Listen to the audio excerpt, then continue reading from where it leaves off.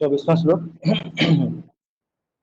स निश्चयेन योक्तव्यो योगो निर्विण्ण चेतसा संकल्प प्रभवान कामान् त्यक्त्वा सर्वान् अशेषतः मनसैवेन्द्रियग्रामं वीनं विनियम्य समन्ततः। अनुवाद। मनुष्य को चाहिए कि संकल्प तथा श्रद्धा के साथ योगाभ्यास में लगे और पथ से विचलित न हो। उसे चाहिए कि मनोधर्म से उत्पन्न समस्त इच्छाओं को निरपवाद रूप से त्याग दे और इस प्रकार मन के द्वारा सभी ओर से इंद्रियों को वश में। तो यहाँ पर भगवान पिछले श्लोक में क्या चल रहा था, तो पिछले श्लोक में भगवान ने कहा था, कल का श्लोक क्या था, कल का श्लोक में 3 श्लोक थे। तो सिद्धि की अवस्था में मानसिक क्रियाओं से भौतिक मानसिक क्रियाओं से पूर्णतः संयमित हो जाते हैं। और इस सिद्धि की विशेषता यह है कि मनुष्य शुद्ध मन से अपने को देख सकता है और अपने आप का आनंद उठा सकता है। तो बेसिकली समाधि की अवस्था में मनुष्य का जो मन है वो उसके नियंत्रण में रहता है। ये एक चीज पिछले श्लोक में बताया जा रहा था। तो अभी अब इस श्लोक में बताया जा रहा है कि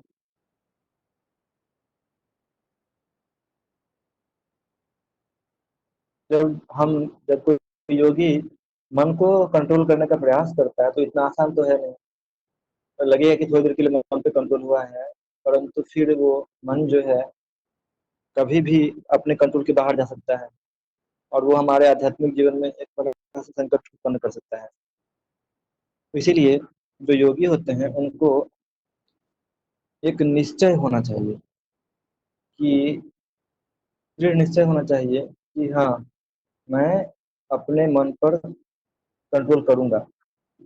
और उसके लिए उसे बहुत समय तक युद्ध करना पड़ेगा। ऐसे नहीं कि यदि हम भक्ति कार्य करने के लिए मन को कंट्रोल करने का प्रयास करेंगे तो मन हमें छोड़ देगा। मन का जो प्रकृति है घूमने का, वो अपना कार्य करता रहेगा। तो यदि भी कभी कभी लग सकता है कि थोड़े समय के लिए ऐसा लग सकता है कि मन कंट्रोल में आ गया है, लेकिन ये बस थोड़े ही समय की बात होती है। और कुछ ही समय के बाद में क्या होगा, मन पुनः अपना कार्य करना शुरू कर देगा। और हो सकता है कि पुनः जिस प्रकार से मन अनकंट्रोल था वो अ, फिर से अनकंट्रोलेबल हो जाएगा।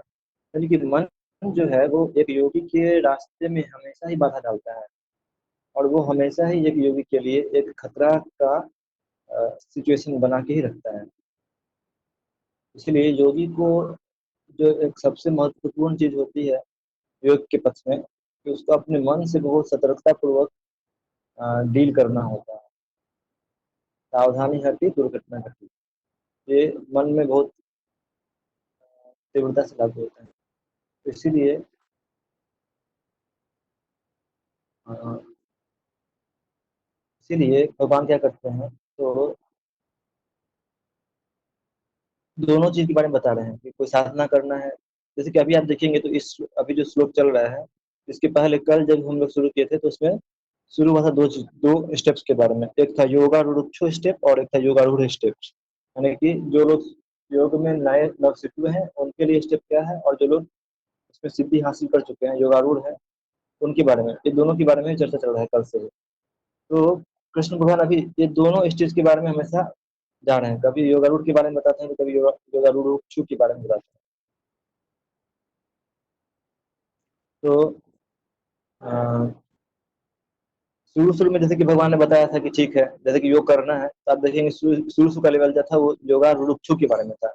रुक्षु मतलब जो नवसिखुए हैं, जो प्रैक्टिस करना शुरू किए हैं।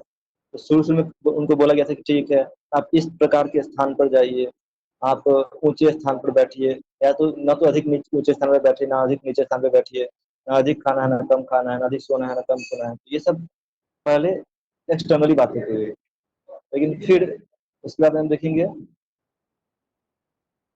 कि फिर भगवान ने ये कहा कि ओके,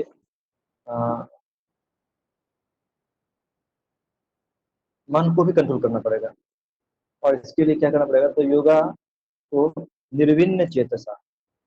योग को कैसे प्रैक्टिस करना है? तो योगो अनिर्विण्ण चेतसा। हाँ, अनिर्विण्ण चेतसा मतलब बिना विचलित हुए। तो बिना विचलित हुए हुए कैसे हम तो प्रैक्टिस कर सकते हैं, तो हमें क्यों इतना उसको ध्यान रखना है कि ये विचलित ना हो जाए? तो यहाँ पर विचलित होने का, विचलित मतलब समझ में आता है क्या? विचलित, विचलित चीज क्या होता है?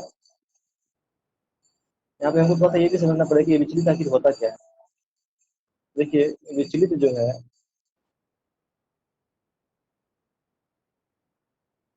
तो विचलित जैसे कि मान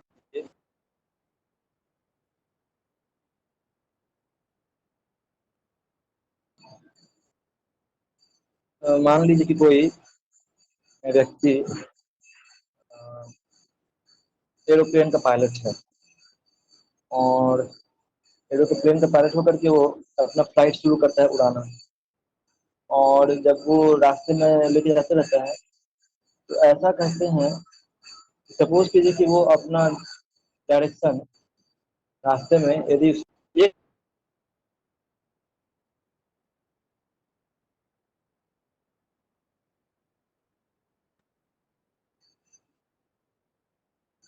तो यदि वो अपना डायरेक्शन रास्ते में 1 डिग्री भी इधर उधर कर लेगा, तो वो जहाँ पहुंचना है वहां नहीं पहुंच पाएगा। तो इसीलिए क्या कहते हैं, इवन 1 डिग्री का डेविएशन, समझ रहे हैं ना? एक स्टेट, उसको एक स्ट्रेट लाइन पे जाना था, या किसी भी जिस पे भी रास्ते पे जाना था, उससे थोड़ा भी डेविएशन करेगा तो अपना लक्ष्य वो भटक जाएगा। तो इसीलिए क्या होता है, अ, हमको एक बहुत ही आवश्यक होता है कि हम भटक न जाए रास्ते से। जैसे ही रास्ते से भटकेंगे थोड़ा भी, तो जो डेस्टिनेशन है वो हम अपने लक्ष्य पर ना पहुंच करके कहीं और ही पहुंच जाएंगे, है ना? तो इसलिए योग प्रैक्टिस करते समय इस चीज का बहुत ही ध्यान रखना पड़ता है कि हम अपने लक्ष्य से ना भटके। तो इसीलिए भगवान कहते हैं कि योग जब प्रैक्टिस करना है तो उसको निर्विण्ण चेतसा, यानी कि हमारी चेतना को बिल्कुल सतर्क रखना है। सतर्क रखना मतलब क्या? कि कहीं वो योग के जो भाई सही पथ है उससे भटक कर कहीं और ना चले जाए। तो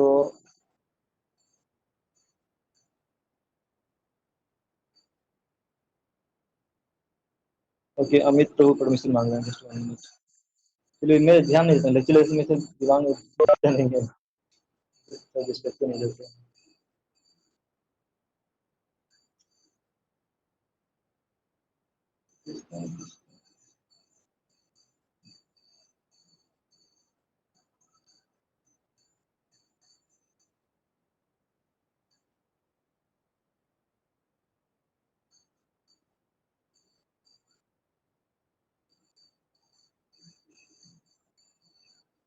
तो इसीलिए हम यदि गलती करेंगे तो हम भी अपने सटीक डेस्टिनेशन, सटीक लक्ष्य तक नहीं पहुंच करके कहीं दूसरी जगह पहुंच जाएंगे। इसलिए निर्विघ्न चेतस का आवश्यकता होता है, और ये हमारे लिए बहुत ही आवश्यक है कि हम अपने ट्रैक पर बने रहें। तो ये डिस्ट्रैक्शन जो है आता क्यों है? आखिर हम क्यों अपने पथ से भटकने का चांस बना रहता है? तो ये डिस्ट्रैक्शन इसलिए भी आ सकता है, बहुत बहुत से कारणों से इस तरह का जो डिस्ट्रैक्शन है वो आ सकता है। जैसे कि मान लीजिए कि कोई है वो, हम चूंकि इस जगत में रह रहे हैं, तो इस जगत में एनी नेचुरली ही बहुत सारा डिस्ट्रैक्शन रहता है। और बहुत समय क्या होगा कि हमारा मन है, उसका नेचर है डिस्ट्रैक्ट होने का। डिस्ट्रैक्ट मतलब विचलित होने का। और साथ में ही बहुत समय मान लीजिए कि हमने बहुत ट्राई किया और हमको उसमें सफलता नहीं मिलता है, तो फिर मन हमको डिस्ट्रैक्ट कर देता है या विचलित कर देता है। जैसे मान लीजिए कि कोई डॉक्टर है, दवा ले रहा है, डॉक्टर ने बोला कि ठीक है तुम 1 महीने का दवाई खाओ, तो हम लोग जाते हैं तो एक महीने का दवा खरीद करके लेके आ गए। हमारा कुछ प्रॉब्लम था, बीमार था, तो डॉक्टर ने हमको एक महीने का दवा दे दिया।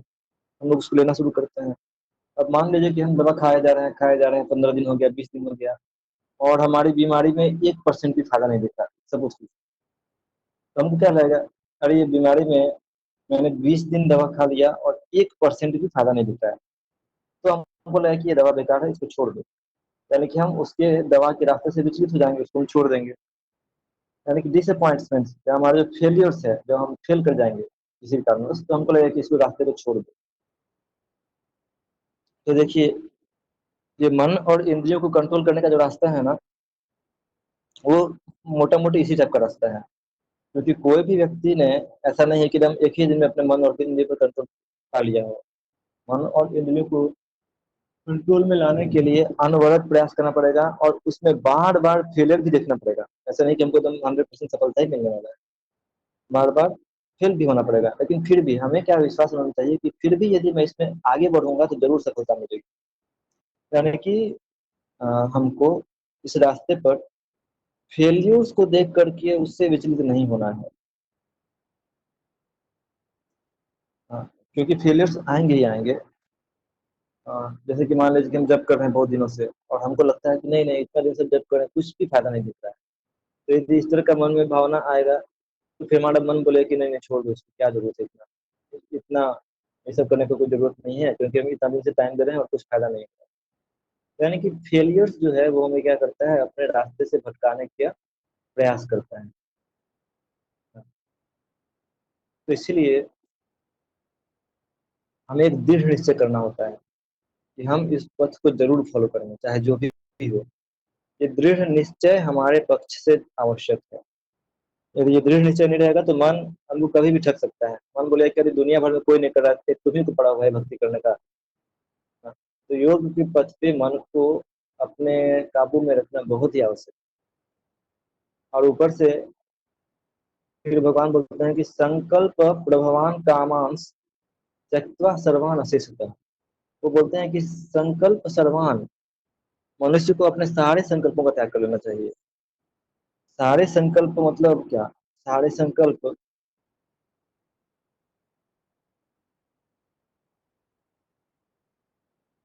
तो मनुष्य को चाहिए कि वह संकल्प तथा श्रद्धा के साथ योगाभ्यास में लगे और अपने पथ से विचलित ना हो। उसे चाहिए कि मनोधर्म तथा मनोधर्म से उत्पन्न समस्त इच्छाओं को निरपवाद रूप से त्याग दे। निरपवाद रूप से मतलब एक एक करके, चुन चुन करके, है ना। जैसे जब हमारे देश के बाउंड्री पर जो सेना होती है, तो यदि उनको कोई पता चलता है कि कुछ लोग उधर से घुस गए हैं, इस साइड में कुछ आतंकवादी घुस गए हैं, तो फिर उनका दायित्व रहता है कि एक एक करके, चुन चुन करके, जितने लोग घुसे हैं, 4 लोग घुसे हैं तो चारों को मारना है, 5 लोग घुसे हैं तो पांचों को मारना है। जो भी लोग घुसे हैं वो हमारे लिए खतरा है ना। और ऊपर से यदि वो एक, मतलब बॉर्डर पार कर गए हैं, यानी कि उन्होंने एक तरह से तो अपना एक बाउंड्री पार तो कर ही दिया है। यानी कि हमारा जो देश है, हमारा जो अ, रास्ता है, वो खतरे में है। इसीलिए अशेषतः योग के बस पर क्या करना होता है, तो अशेषतः मतलब बिना कोई अ, अपवाद के सबको एक एक करके, चुन चुन करके सभी संकल्पों का त्याग करना होता है। क्योंकि ये जो संकल्प है, भौतिक जगत में भोग करने के अलग अलग संकल्प, ये हमको अ, फंसा सकते हैं, है ना।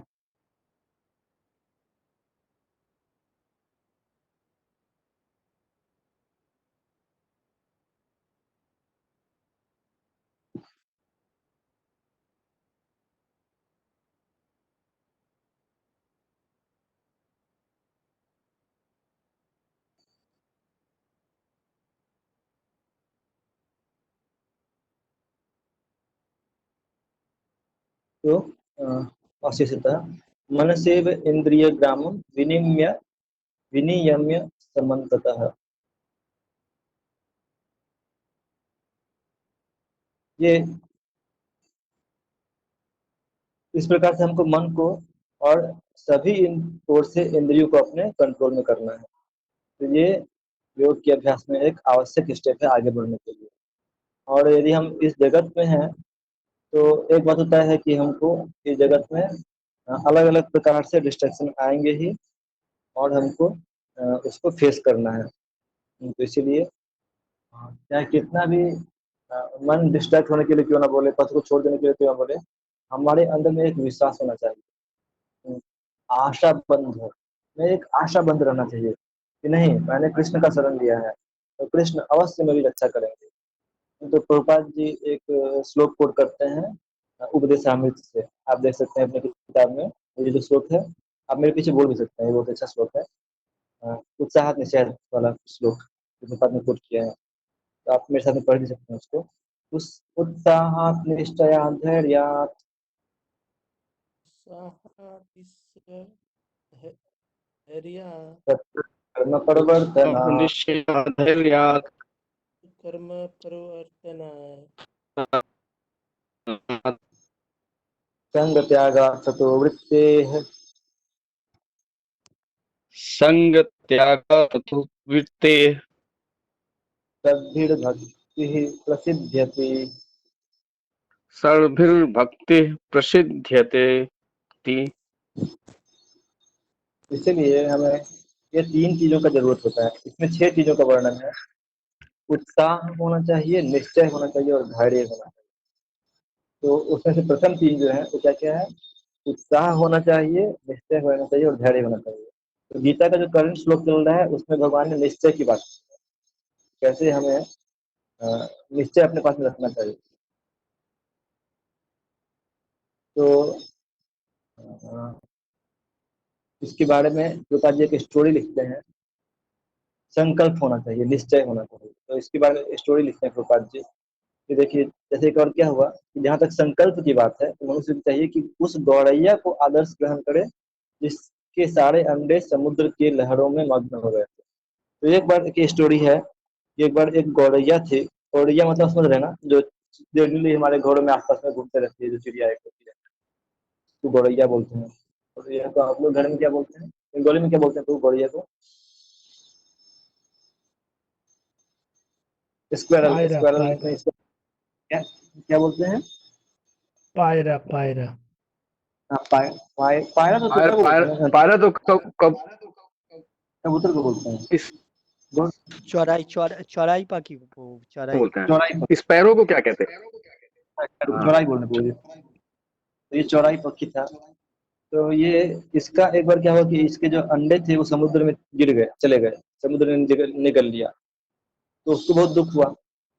तो गौरैया ने समुद्र को कहा कि मेरा अंडा लौटा दो। तो अब गौरैया बोलने से थोड़ी ना समुद्र सुनने वाला है, तो अपना कुछ नहीं हुआ। तो फिर उसने क्या कि ठीक है, अब मैं क्या करूंगा, अब हम इस समुद्र को ही सुखा देंगे। तो ये निश्चय करके गौरैया ने क्या किया,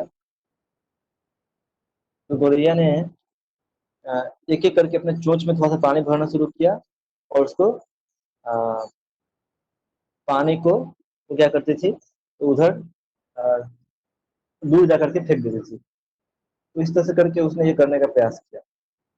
तो अब आप सोचिए कि गौरैया जो है वो, ये जो पक्षी है, बांग्ला में क्या नाम बोले, पूछिए सीमा को, बांग्ला में क्या नाम बोले, मैं भूल गया। पाखी वो चौराई पाखी चौड़ाई पाखी, हाँ। ये चौड़ाई पाखी जो है, ये अब सोचिए कि इतना विशाल समुद्र है। तो समुद्र में हम लोग भी यदि हजार हजार टैंकर ला करके भी पानी निकलना शुरू करें तभी भी कुछ नहीं कर करने वाला है। और वो गौरैया पक्षी अपना छोटा सा चोंच में लेकर के पानी निकाल के फेंकने लगी, तो उससे क्या होने वाला था? तो उससे कुछ होने जाने का हाथ था नहीं। तो लेकिन फिर भी वो अपना निश्चय में दृढ़ थी, और वो अपना काम ये अपना करते रही। तो बाकी सब उसका मजाक उड़ा रहे थे, ये क्या टाइम पास कर रही है, ऐसा कभी होता तो भी नहीं। तो बाकी सब लोग मजाक उड़ा रहे थे। तो फिर क्या हुआ, तो उसका यह प्रयास देख करके सब लोग उसका बातचीत कर रहे थे इस चीज के बारे में। तो सब लोग उसका प्रयास देख करके जब ये बातचीत गरुड़ जी के पास में पहुंच गया। तो गरुड़ जी भी पक्षी हैं एक तरह से देखा जाए तो उन्होंने क्या किया, तो तुरंत वहां पे आ गए, और उन्होंने समुद्र को कहा कि अब उनको अंडा लौटाना पड़ेगा। जब समुद्र ने देखा कि अब गरुड़ जी आ गए तो क्या हुआ, तो तुरंत भयभीत हो गए। तो भय से उन्होंने क्या किया, सारे अंडे उनके लौटा दिए। तो इस तरह से उसके पास में वो चीज लौट गया। तो ऑफकोर्स ये एक मटेरियल एग्जाम्पल है कि कैसे उसको अंडा मिल गया। तो लेकिन हमें अपने आध्यात्मिक जीवन में भी इसको एक बहुत अ, सीख ले सकते हैं। वो सीख क्या है? तो वो सीख ये है, कृपा जी लिखते हैं कि इसी प्रकार योग विशेषतया कृष्ण भावनामृत में भक्ति योग अत्यंत दुष्कर प्रतीत हो सकता है। हमको लग सकता है कि अरे ये तो बड़ा कठिन रास्ता है, मन को कंट्रोल करो, मन तो हमेशा इधर उधर भागता है, इंद्रियों को कंट्रोल करो। ये आसान काम थोड़ी ना है, आज कुछ सोचेंगे कि हम ये फॉलो करेंगे और कल ही फिर ठीक उसका उल्टा कर बैठते हैं। अपने मन को कंट्रोल करना, इंद्रियों को कंट्रोल करना कोई आसान बात है नहीं। तो हमको लग सकता है कि ये दुष्कर है, ये इम्पॉसिबल है, ऐसा हमारे मन में आ सकता है। किंतु जो कोई संकल्प के नियमों का पालन करता है, भगवान निश्चित रूप से उसकी सहायता करते हैं। क्योंकि जो अपनी सहायता आप करते हैं, भगवान उनकी सहायता करते हैं। तो हमारे पक्ष से ये हो सकता है कि हम लोग अपने बलबूते पर कभी यह कार्य संभव न कर पाए। हमारे बलबूते से ये कभी संभव नहीं होगा कि हम लोग अपने बलबूते से ही पूरा 100% कृष्ण भावनामय हो जाए और मन हमारा पूरा प्योर हो जाए, मन कंट्रोल हो जाए और इंद्रिय कंट्रोल में आ जाए और हम भगवत धाम चले जाए। ये हमारे प्रयास से कभी नहीं होने वाला है। लेकिन यदि हम अपने मन में एक दृढ़ संकल्प रखते हैं कि हम पास करें चाहे फेल करें, मैं छोड़ूंगा नहीं, लगे रहूंगा।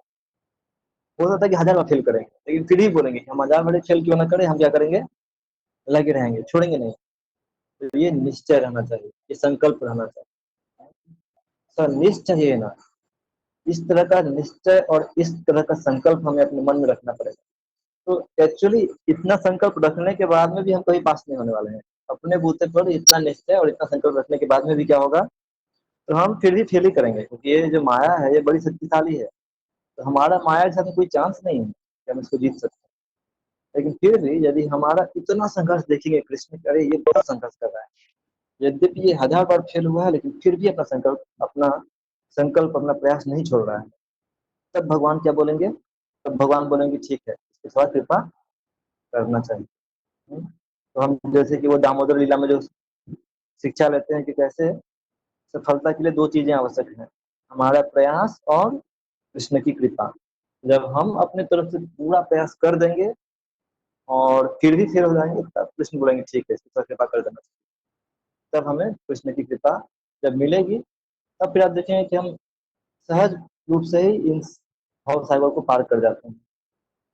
तो इसीलिए हमें अपना प्रयास कभी नहीं छोड़ना चाहिए, चाहे हम कितनी बार ही फेल क्यों ना हो। हो सकता है कि हम लोग जीवन में शुरू से लेकर के लास्ट तक हर बार फेल ही करें, फिर भी प्रयास नहीं छोड़ना चाहिए, करते रहना चाहिए, करते रहना चाहिए। और एक्चुअली भक्ति का उद्देश्य ये नहीं है कि हम अपने प्रयास हम 100% सक्सेस प्राप्त कर लें। भक्ति करने का उद्देश्य सिर्फ यही है कि हम कृष्ण को ये बता दें कि हे भगवान, मेरा इतना ही कैपेसिटी है और मैंने अपना पूरा प्रयास कर लिया, अब आपका जैसा इच्छा वैसा कीजिए। तो हमारा भक्ति का उद्देश्य सिर्फ भगवान को अपना एक दृढ़ प्रयास दिखाने का है। अब उसके बाद में भगवान क्या करेंगे नहीं करेंगे वो तो भगवान के ऊपर में है, और वो भगवान के ऊपर में ही रहने देना चाहिए, उसमें फिर हमको ज्यादा इंटरफेयर भी नहीं करना चाहिए। हमें बस अपना 100% सिंसियर प्रयास भगवान को दिखाना है, ये हमारा कर्तव्य बनता है। तो ये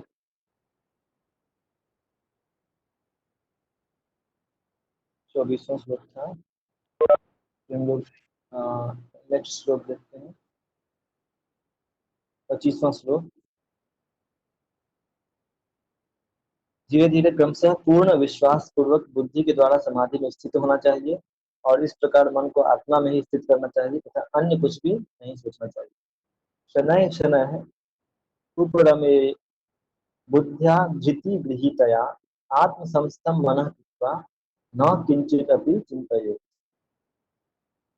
तो यदि मन में हमें कुछ भी नहीं सोचना है, लेकिन कहाँ पे सोचना है, तो आत्मसंस्थम मनः कृत्वा, क्योंकि अपने मन को आत्मा में ही स्थित करके अन्य कुछ भी नहीं सोचना है। तो वास्तव में आत्मा के बारे में सोचना मतलब प्रैक्टिकली हमारे लिए भक्ति में क्या करना है, तो हमें भगवान के बारे में सोचना है, हरे कृष्ण मंत्र का जप कर। 26वां श्लोक। 26वां श्लोक भी हमारे लिए इम्पोर्टेंट है कि जब हम फेल हो जाते हैं तो हमें ये एक ये रहना चाहिए, ये स्मरण रहना चाहिए कि हम जब भी फेल हो जाए मन को कंट्रोल करेंगे तो हम वो क्या रिस्पॉन्स दें। तो ये श्लोक बोल सकते हैं, रिपीट कर सकते हैं। यतो निश्चलति यतो निश्चलति तो यतो निश्चलति मनश्चञ्चलम् अस्थिरम् मनश्चञ्चलम् अस्थिरम् स्थिरम् ततस्ततो नियम्यैतद् ततस्ततो नियम्यैतम् आत्मन्येव वशं नयेत्। आत्मन्यैव वशं नयेत्। इस श्लोक में भगवान बता रहे हैं कि जब मन मान लीजिए चला ही गया, हम फेल कर गए कंट्रोल करने में, अब क्या करना है। तो ऐसा नहीं कि हम फेल हो गए तो फिर हमको पूरा हताश होकर के अपने प्रयास को छोड़ देना। भगवान क्या बोलते हैं, यह तो निश्चलती मन। यदि मन अपनी चंचलता के कारण और अस्थिरता के कारण कहीं दूसरी जगह चले जाए, घूमने के लिए चले जाए, अभी हरे कृष्णा जब कर रहे हैं लेकिन मन कहीं दूसरी जगह घूमने चले गए, तो क्या करना है। तो ऐसा नहीं कि छोड़ दो, अरे जब मन ही नहीं लगता है। जैसे कुछ लोग क्या बोलते हैं, तो कुछ लोग बोलते हैं कि अरे झूठ मूठ का दिखाने के लिए जब करने का क्या फायदा है, तुम्हारा मन कहीं दूसरी जगह घूम रहा है और झूठ मूठ का दूसरे को दिखाने के लिए तुम्हारे कृष्णा तब करते हो, तो कोई फायदा नहीं है। है ना। कुछ लोग क्या बोलते हैं, क्योंकि तुम्हारा मन अभी काबू में नहीं है, तुम्हारा मन अभी दूसरी जगह घूमता है, तो तुम तो ये जो दिखावा कर रहे हो, इसे चाहे कि तुम जब छोड़ दो। तो कृष्ण बोलते हैं कि नहीं, यद्यपि मन भागता है तो इसका मतलब ये नहीं कि तुम जब छोड़ दो, तो तुम क्या करो। भगवान बोलते हैं ये तो निश्चलति मनस मनस चंचलम अस्थिरम। मन जहां जहां पर भी जाता है अपनी अस्थिरता के कारण क्या करना चाहिए, ततस्ततो नियम्यैतद्। उसको वहां से पकड़ के क्या करना चाहिए, वापस लेके आ जाना चाहिए। आत्मन्येव वशम नयेत्, और उसको अपने कंट्रोल में करना चाहिए। तो ये जो कार्य है कि अपने मन को 100% कंट्रोल में कर लेना, ये वास्तव में एक गोस्वामी के लिए संभव है। कोई बाकी व्यक्ति अपने मन को कंट्रोल में नहीं कर सकता है। लेकिन फिर भी यद्यपि हम गोस्वामी नहीं है, हमारे मन हमारे कंट्रोल में नहीं है, लेकिन फिर भी हमें क्या करना है, तो हमें प्रयास करना है। तो ऐसा नहीं है कि हमारा मन एक दिन में कंट्रोल आ जाएगा, टाइम लगेगा। तो जितना बार हम फेल क्यों ना करें, हमें प्रयास करते रहना है, छोड़ना नहीं है। 1000 बार फेल होगा, मन भाग जाएगा, फिर से पकड़ कर आना है। करोड़ बार भागेगा, फिर से आना है। हमें अपने प्रयास को नहीं छोड़ना है, और ये हमारा प्रयास ही जो है कृष्ण।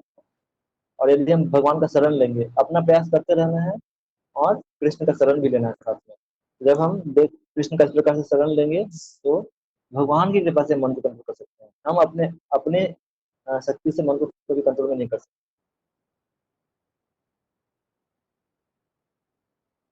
तो इसलिए ये श्लोक हमें हमेशा मन में रखना चाहिए, क्योंकि बहुत समय हम लोग को भी ये डाउट आता है मन में, जब हम जब करने के लिए बैठते हैं तो मन भाग जाता है, क्या करना चाहिए। तो यही करना चाहिए। जैसे ही मान लीजिए कि हम जब करने के लिए बैठे हैं और मन भाग गया है, तो दूसरी जगह भ्रमण करने के लिए चला गया है, तो हमें क्या करना चाहिए, यही करना चाहिए। हाँ, कि हमें भगवान के नामों का ऊपर में पुनः उसको वापस लाना चाहिए। मन हो सकता है कि किसी कारणवश,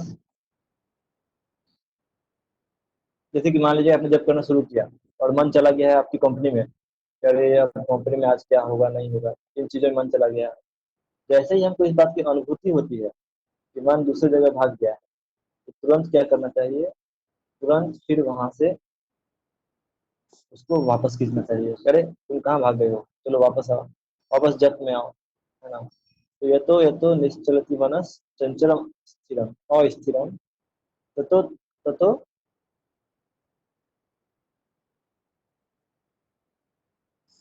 ततो नियम में आत्मनियम वसन है। तो ये प्रक्रिया हमें फॉलो करना है। ऐसा नहीं कि हमारा मन नहीं लगा तो जब छोड़ दिया। ये रास्ता हमारे लिए भगवान रिकमेंड नहीं करते हैं। भगवान बोलते हैं प्रयास करते रहो, कितना भी फेल करो, प्रयास करते रहो। ये हमारा फॉर्मूला भगवान देते हैं और इसको हमें पालन करना चाहिए।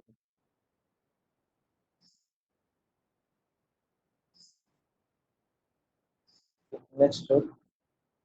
प्रशांत मनसं ये सुखमुत्तमम् उपैति शान्तरजसं ब्रह्मभूतम् अकल्मषम्।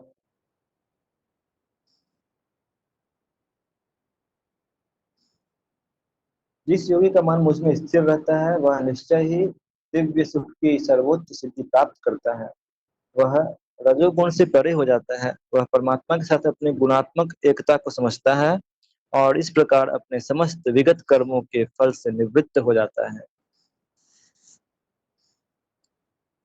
तो इस तरह से यदि कोई मन को कृष्ण में लगाता है तो वो क्या करता है,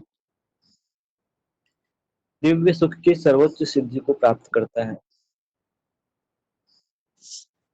ये श्लोक है, श्लोक में भगवान लिखते हैं प्रशांत मनसम, जिसका मन इस तरह से शांत हो जाता है, कृष्ण के चरणों में स्थित हो जाता है। ये नम योगिनम सुखम उत्तमम उपैति शांत रजसम ब्रह्मभूतम अकल्मषम। तो इस तरह से वो कृष्ण में मन को स्थिर करने के कारण एक उत्तम सुख की प्राप्ति करता है। तो जैसे कि हम लोग जप करते हैं, तो जप करेंगे तो यदि हमारा मन भटक रहा है तो तब हमें जप बोरिंग लगेगा। लेकिन यदि हम समहाउ और अदर यदि जप करते समय में कृष्ण के नाम में अपना को मन को लगा पाए, तो यदि भी मन अपने नेचर से भागेगा, लेकिन फिर भी यदि हम प्रयास करके करके करके और बार बार यदि थोड़े समय के लिए भी आप ध्यान दें कि आपका जप यदि फोकस्ड रहा ना, तो आपको लगेगा कि आपको जप करने के बाद में काफी इंथुसियास्टिक लगेगा, आपको काफी एनर्जी लगेगा जप करने के बाद में। और वहीं यदि हमारा जप करते समय में मन काफी भटक रहा है और हमने उसको कंट्रोल करने का प्रयास नहीं किया है, तो जप करने के बाद में भी हमें उतना उत्साह नहीं आएगा। तो ये भी एक प्रूफ होता है कि हमारा जप अच्छा हुआ है कि नहीं हुआ है। तो एक प्रूफ ये होता है कि जब यदि हमारा अच्छा हुआ है तो हमारा फिर सेवा करने का उत्साह जागना चाहिए और भी जप करने का एक उत्साह आना चाहिए। तो ये एक प्रूफ है कि हमारा जप अच्छा हुआ है, अदरवाइज शायद ऊपर से जप नहीं हुआ।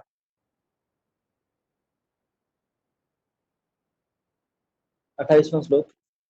युञ्जन्नेवं सदात्मानं योगी विगतकल्मषः सुखेन ब्रह्म संस्मर्शम् अत्यंतं सुखमश्नुते। तो इस तरह से योगी जब युंजन एवं इस प्रकार से जुड़े रह करके भगवान से विगत कल्मष है, अपने समस्त कल्मष से दूर हो जाता है, भौतिक दूषण से दूर हो जाता है, तो सुखे न ब्रह्म संस्पर्श, वह ब्रह्म संस्पर्श के सुख से, यानी कि कृष्ण भगवान की दिव्य प्रेमा भक्ति के परम सुख से क्या होता है, अत्यंतम सुखम अश्नुते, परम सुख को प्राप्त करता है। तो जो भी व्यक्ति यदि योगी ने परमात्मा के ऊपर ध्यान दिया है तो वो अपने परमात्मा के साथ में कनेक्शन बना करके परम सुख को प्राप्त करता है। और यदि कोई भगवान के डायरेक्ट सेवा करके भक्ति योग करके इस प्रकार का पोजिशन को प्राप्त करता है तो वह भी परम सुख को प्राप्त करता है। 29वां श्लोक। सर्वभूतस्थमात्मानं सर्वभूतानि चात्मनि ईक्षते योगयुक्तात्मा सर्वत्र समदर्शनः। तो जो वास्तविक योगी होते हैं वो क्या करते हैं, समस्त जीवों में मुझको तथा मुझ में समस्त जीवों को देखता है। निस्संदेह स्वरूप सिद्ध व्यक्ति मुझ परमेश्वर को सर्वत्र देखता है। तो वास्तविक योगी क्या करता है, जो वास्तविक योगी है वो समस्त जीवों में मुझको देखते हैं। यानी कि हमने पहले भी चर्चा किया था कि कैसे परमात्मा जो है वो सभी जीवात्माओं के हृदय में एक ही परमात्मा है, इसलिए वो क्या करता है, तो सभी जीवों के हृदय में परमात्मा को देखता है, ईश्वर को देखता है। लेकिन साथ में और क्या देखता है, मुझ में समस्त जीवों को देखता है। और साथ में वो ये भी जानता है कि हर एक जीवात्मा जो है वो अंततः अ, भगवान विष्णु के दिव्य शरीर के अंदर ही है। जैसे ब्रह्मांड है, ब्रह्मांड के अंदर में हम यदि देखेंगे भागवतम में कि कैसे जो ब्रह्मा जी हैं वो एक्चुअली उनका नाम है एक वो भगवान के नाभि से उत्पन्न हुए एक कमल के ऊपर में रहते हैं ब्रह्मा जी। और पूरा जो जितने भी ग्रह नक्षत्र वगैरह हैं, जितने भी प्लैनेटरी सिस्टम्स हैं, वो सब कुछ उसी कमल के आसपास में, यानी कि वास्तव में सब कुछ भगवान के अंदर में ही विद्यमान है। यानी कि इस तरह से जीव जो है वो सब कुछ को भगवान के अंदर एवं भगवान को सब कुछ में देखता है। वह स्वरूप सिद्ध व्यक्ति होता है।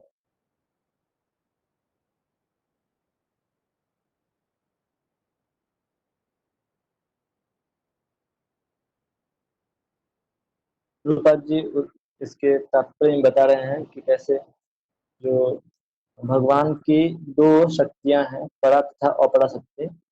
तो ये जगत का सब कुछ जो है वो इन्हीं दोनों से मिल करके बना हुआ है।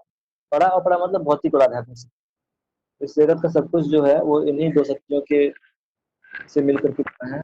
और इसीलिए एक तरह से हम ये कह सकते हैं कि सब कुछ में भगवान विद्यमान है, क्योंकि भगवान की शक्ति वहां पर विद्यमान है और भगवान भी परमात्मा के रूप में विद्यमान है। लेकिन भगवान पर्सनली हर जगह नहीं है। तीसरा श्लोक, यो मां पश्यति सर्वत्र सर्वं च मयि पश्यति तस्याहं न प्रणश्यामि स च मे न प्रणश्यति। यो मां पश्यति सर्वत्र, जो मुझे हर जगह देखता है। सर्वत्र मतलब कि सब जगह। तो यो मां पश्यति सर्वत्र, जो मुझे हर एक जगह देखता है। तो इसके बारे में कि कैसे हम लोग भगवान को सब जगह देख सकते हैं, तो हमने पहले भी काफी चर्चा की है।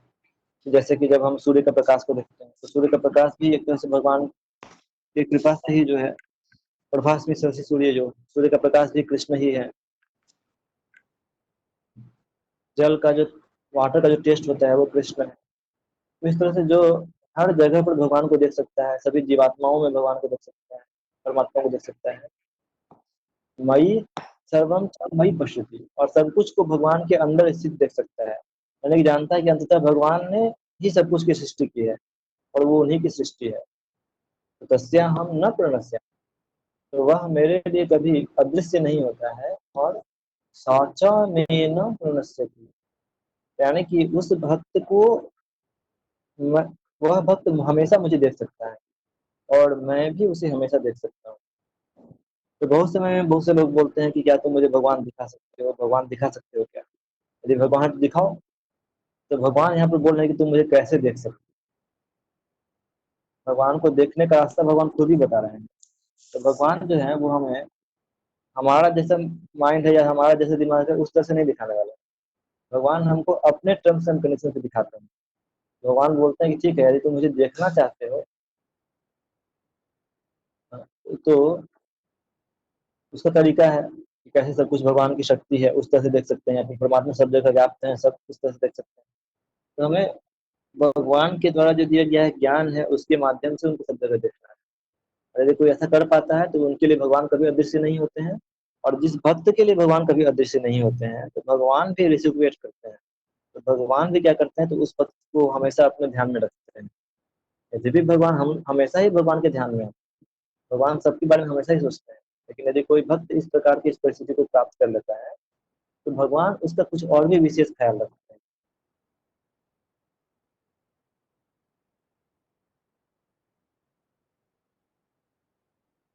जैसे कि चैतन्य चरितामृत में एक उदाहरण आता है कि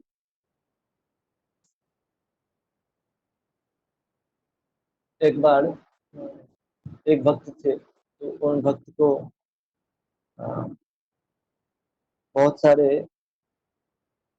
शिवास ठाकुर थे एक्चुअली। तो उनके घर पर एक बार आक्रमण हो गया था मुस्लिमों का। और वो लोग मतलब यदि पकड़े जाते तो फिर वो लोग मतलब महिलाओं के साथ में गलत कार्य करते और पुरुषों को मार देते। तो सब लोग भाग रहे थे अपने घर से, कहाँ जाएंगे कहाँ जाएंगे। तो भागते भागते भागते भागते भागते भागते अंततः वो एक यमुना, ये गंगा नदी के किनारे पहुंच गए। तो अब गंगा नदी के किनारे पहुंच गए और पीछे से वो डकैत लोग थे, चोर मुस्लिम लोग थे, तो आ रहे थे। तो अब उनको लगा कि यदि पकड़े गए तो फिर ऐसे ही हमारा तो खराब हाल ही होना है। उन्होंने निश्चय किया कि हम लोग यदि कोई नहीं मिलता है तो गंगा में डूब करके जान दे देंगे। तो इस तरह से वो लोग गंगा में जाने ही वाले थे। तो उसमें क्या होता है, एक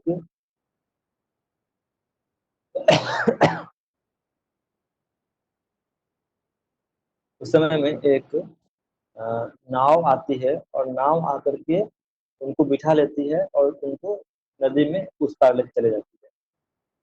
तो बाद में चैतन्य महाप्रभु इन भक्त को बताते हैं। उनको याद है कि सालों भर से पहले ऐसा हुआ था तो देखिए हाँ ऐसा हुआ था, याद है। तो देखिए एक्चुअली वो नाविक और कोई नहीं था, मैं ही था।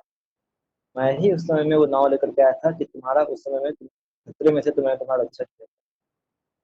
तो इसीलिए भगवान जो है, जो भक्त भगवान को हर समय स्मरण करते हैं, हर जगह देखते हैं, तो कृष्ण भी उनका सदैव रक्षा करते हैं, उनके साथ में रहते हैं।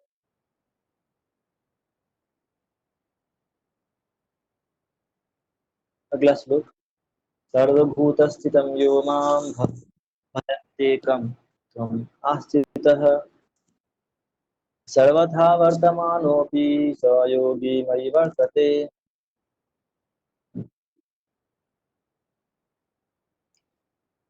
जो योगी मुझे तथा परमात्मा को अभिन्न जानते हुए परमात्मा की भक्ति पूर्वक सेवा करता है, वह हर प्रकार से मुझ में सदैव स्थित रहता है।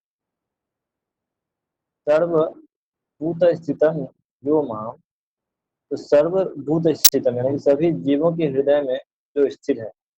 तो सभी जीवों के हृदय में कौन स्थित है? तो परमात्मा स्थित है। भजती एकम आस्थित है, यानी कि वो जानता है कि वो जो है, जो सभी जीवों के हृदय में है, वो एक्चुअली भगवान कृष्ण का ही एक रूप है। जो इस बात को जानता है, सर्वथा वर्तमानों की सहयोगी मई वर्तते, तो वह हो सकता है कि अलग अलग परिस्थितियों में रहे, लेकिन फिर भी वह एक्चुअली सदैव मुझ में ही स्थित रहता है। तो एक तरह से हम कह सकते हैं कि कृष्ण का ही एक विस्तार जो है वो परमात्मा रूप में सबके हृदय में है।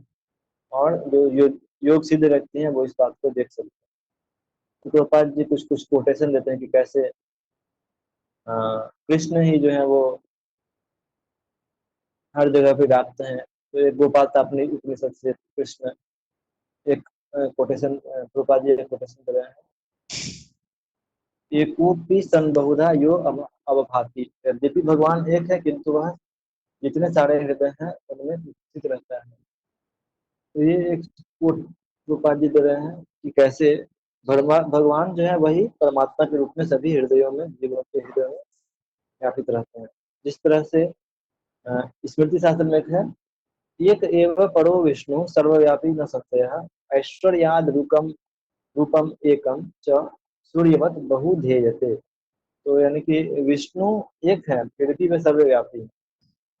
वे एक रूप होते हुए भी अपने अचिंत्य शक्तियों से सर्वत्र उपस्थित रहते हैं, जिस प्रकार सूर्य एक ही समय अनेक स्थानों में दिखता है। तो इस तरह से परमात्मा यद्यपि हर जगह विद्यमान है, लेकिन फिर भी परमात्मा एक ही है। और ये बात जो योगी होते हैं वो जानते हैं कि वो भगवान का ही एक विस्तारित रूप है।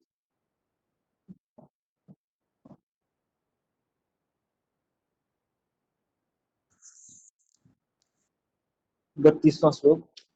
आत्मौपम्येन सर्वत्र समं पश्यति यो अर्जुन सुखं वा यदि वा दुःखं स योगी परमो मतः।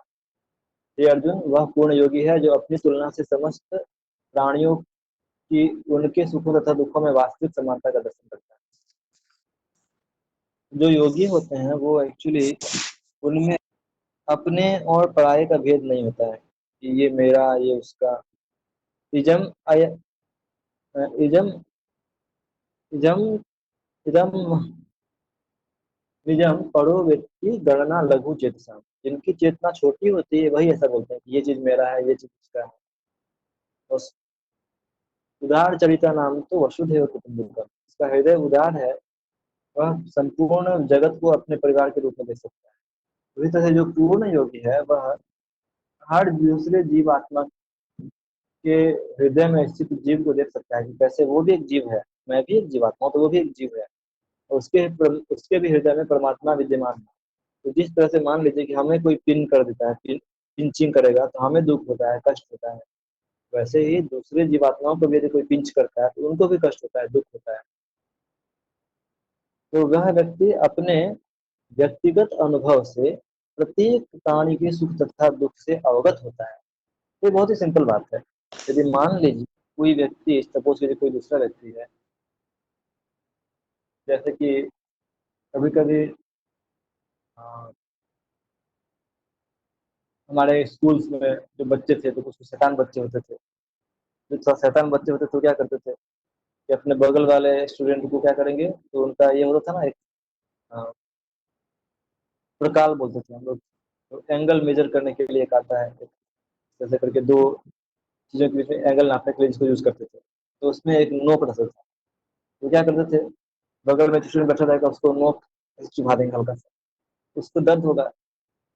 तो जिस तरह से हमको कोई नीडल चुभाएगा, पिन चुभाएगा तो हमको दर्द होता है, तो फिर हम वैसे ही समझ सकते हैं कि यदि हम भी किसी दूसरे प्राणी को पिन करेंगे, नीडल चुभाएंगे तो उसको भी दर्द होगा। तो ठीक उसी प्रकार से जिस तरह से यदि कोई मान लीजिए कि मेरा गला काटता है, कि हमको दर्द होगा कि नहीं होगा? हमको बहुत दर्द होगा, कष्ट होगा। सिमिलरली यदि हम किसी दूसरे प्राणी का गला काटते हैं तो उसको भी दर्द होता है, कष्ट होता है।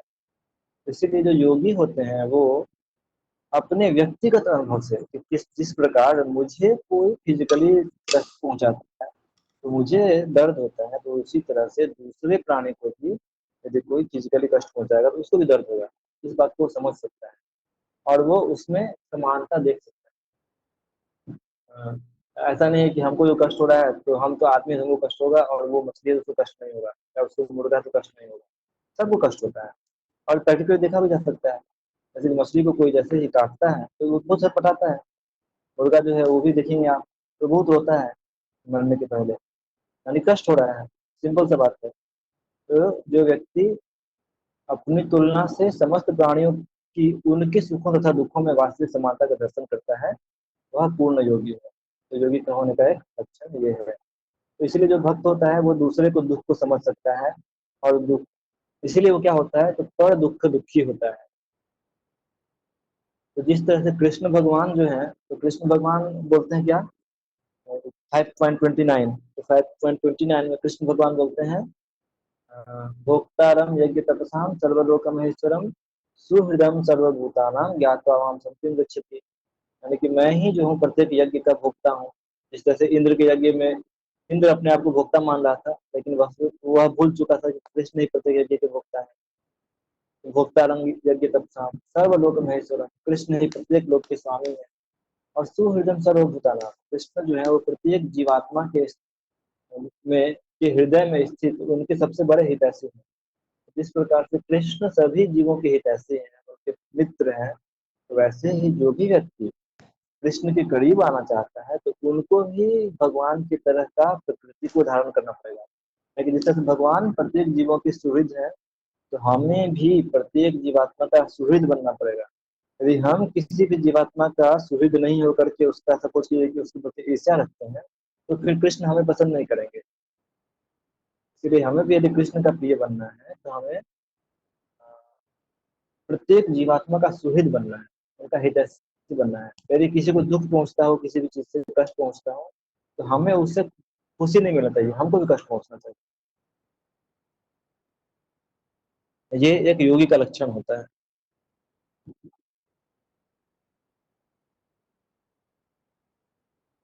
35वां श्लोक। अर्जुन उवाच यो अयं योगस्त्वया प्रोक्तः साम्येन मधुसूदन एतस्याहं न पश्यामि चञ्चलत्वा स्थितिं स्थिराम्। अर्जुन बोलते हैं कि हे मधुसूदन, आपने जिस योग पद्धति का संक्षिप्त में वर्णन किया है वह मेरे लिए क्या है, अव्यावहारिक तथा असहनीय है, क्योंकि मन चंचल तथा अस्थिर है। तो अभी मैं बोल रहा था कि कैसे अर्जुन भी बोलते हैं कि मेरे लिए ये प्रोसेस फॉलो करना आसान नहीं है। तो यही श्लोक में आता है। तो अर्जुन बोलते हैं कि जो अयम योग त्वया प्रोक्त है, आपने जो योग की पद्धति मुझे बताई है सामान्य रूप से, मतलब जनरल बातें बताई हैं कुछ, हे मधुसूदन, एतस्य अहम न पश्यामि, क्योंकि तो मुझे लगता है कि ये मुझे मैं नहीं देख पा रहा हूँ कि मैं इसको फॉलो कर पाऊंगा। चंचल चंचलत्वात् स्थितिं स्थिराम, क्योंकि मन जो है वो बहुत अस्थिर है, चंचल है। तो इसीलिए मेरे लिए ये व्यावहारिक नहीं है। तो कृपा जी तात्पर्य में लिखते भी हैं कि सोचो देश से, यानी कि आपको व्यक्ति को घर छोड़ करके जंगल में जाना पड़ेगा, वहां पर अकेले रहना पड़ेगा, ना कम खाना है ना ज्यादा खाना है, ना ऊपर बैठना है ना नीचे बैठना है, ना कम सोना है ना अधिक सोना है। तो ये सब चीज आजकल के लिए व्यवहारिक नहीं है। और यहाँ तक कि अर्जुन बोल रहे हैं कि मेरे लिए भी यह चीज व्यवहारिक नहीं। तो ये चीज वास्तव में आप देखें तो पहले के जमाने में कुछ महान राजा होते थे जो कि अ, जब रिटायरमेंट लेते थे, जो कि अपना अ, राज्यभार अपने संतान को सौंप करके और फिर उसके बाद में जब संन्यास ले लेते थे, तो राजा लोग जाते थे जंगल में और इस तरह से तपस्या करते थे। या फिर जो ब्राह्मण होते थे वो इस तरह से तपस्या कर पाते थे। लेकिन वैश्य और शूद्र तो ये सब कर भी नहीं पाते थे, उस जमाने में भी नहीं कर पाते थे। तो आज के जमाने में तो जब प्रैक्टिकली सभी लोग शूद्र हैं और न ही कोई ऐसा जंगल भी बचा है जहाँ पर कोई जाकर के तपस्या कर सके। अभी तो अच्छे जंगल में तो घुसना ही बैन है। यदि कोई फॉरेस्ट डिपार्टमेंट का आदमी देखिएगा कि हम लोग जंगल में घुस रहे हैं तो या तो पकड़ के जेल में घुसा देगा या फिर हमको भगा देगा वहां से। तो ये चीजें आज के लिए अप्लाई नहीं होती हैं, कोई ऐसा फॉलो नहीं कर सकता है। यद्यपि इक्का दुक्का है, अभी भी मैं नहीं बोला कि कोई भी नहीं है, ये कहना गलत हो कि अभी कोई नहीं बचा है। ऐसा ऐसे भी कुछ लोग अभी भी हैं जो कि कोशिश को फॉलो कर रहे हैं, लेकिन वो बिल्कुल इक्के हैं, इक्के दुक्के हैं। जैसे कि कभी कभी एक दो दिख जाएंगे जो कि हिमालय में बर्फ, चारों तरफ बर्फ है, फिर भी उसने प्रैक्टिकली बिना कोई कपड़ा पहने वो उसमें घूम रहा है, ये भी है। तो है, करोड़ों में एक दो लोग योगी होंगे जो कि ऐसा कर सकते हैं, लेकिन जनरली ये सब चीज आजकल के लिए फॉलो कोई नहीं कर सकता। और वही चीज इवन द्वापर युग में अर्जुन भी बोल रहे हैं कि ये मेरे लिए पॉसिबल नहीं है, आप मुझे बताइए कि मैं क्या कर सकता हूँ। तो बोलते हैं चंचलम ही मन, ये भी श्लोक इंपॉर्टेंट है। चंचलम ही मन कृष्ण प्रमाथि बलवदृढ़ तस्याहम निग्रहम मन्ये वायुरिव सुदुष्करम। ये कृष्ण, ये जो मन है ये बड़ा चंचल है। चंचलम ही मन कृष्ण प्रमाथि बलवदृढ़, ये हमेशा भागते रहता है यहाँ वहाँ, समाधि बलवद, और ऐसा नहीं कि छोटा मोटा, पूरा बल से भागता है।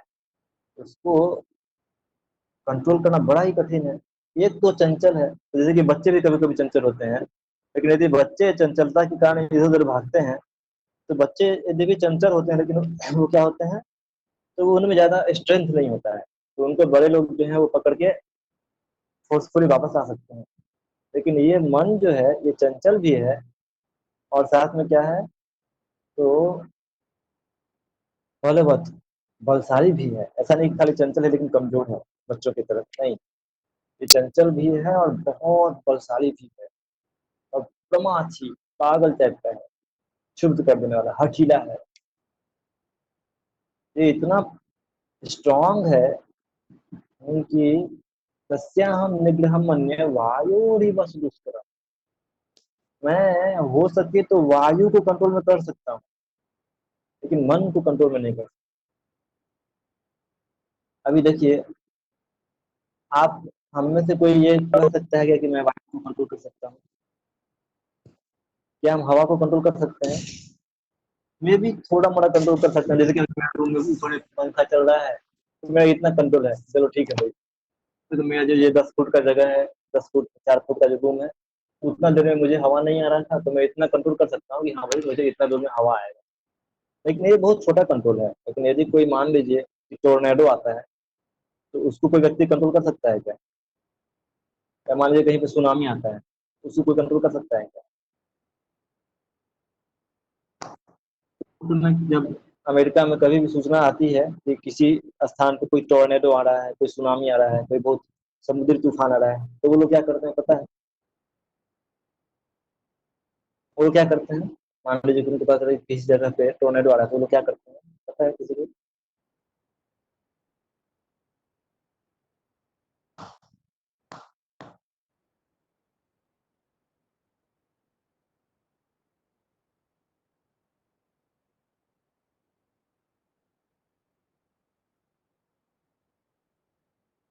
ओके, ये बताइए कि भारत में जब पता चला था कि खूनी आ रहा है तो उन्होंने, भारत सरकार ने क्या किया था? हरे कृष्ण प्रभु जी, वहां से वो समुद्र के किनारे जो लोग रहेंगे उनको हटा दिया जाएगा। हाँ, और करेक्ट, करेक्ट। उनको बोलते हैं कि आप लोग समुद्री जगह छोड़ दीजिए और बाहर चलिए, सेफ स्थान पे चलिए, जो सुरक्षित स्थान हो वहां पर चलिए।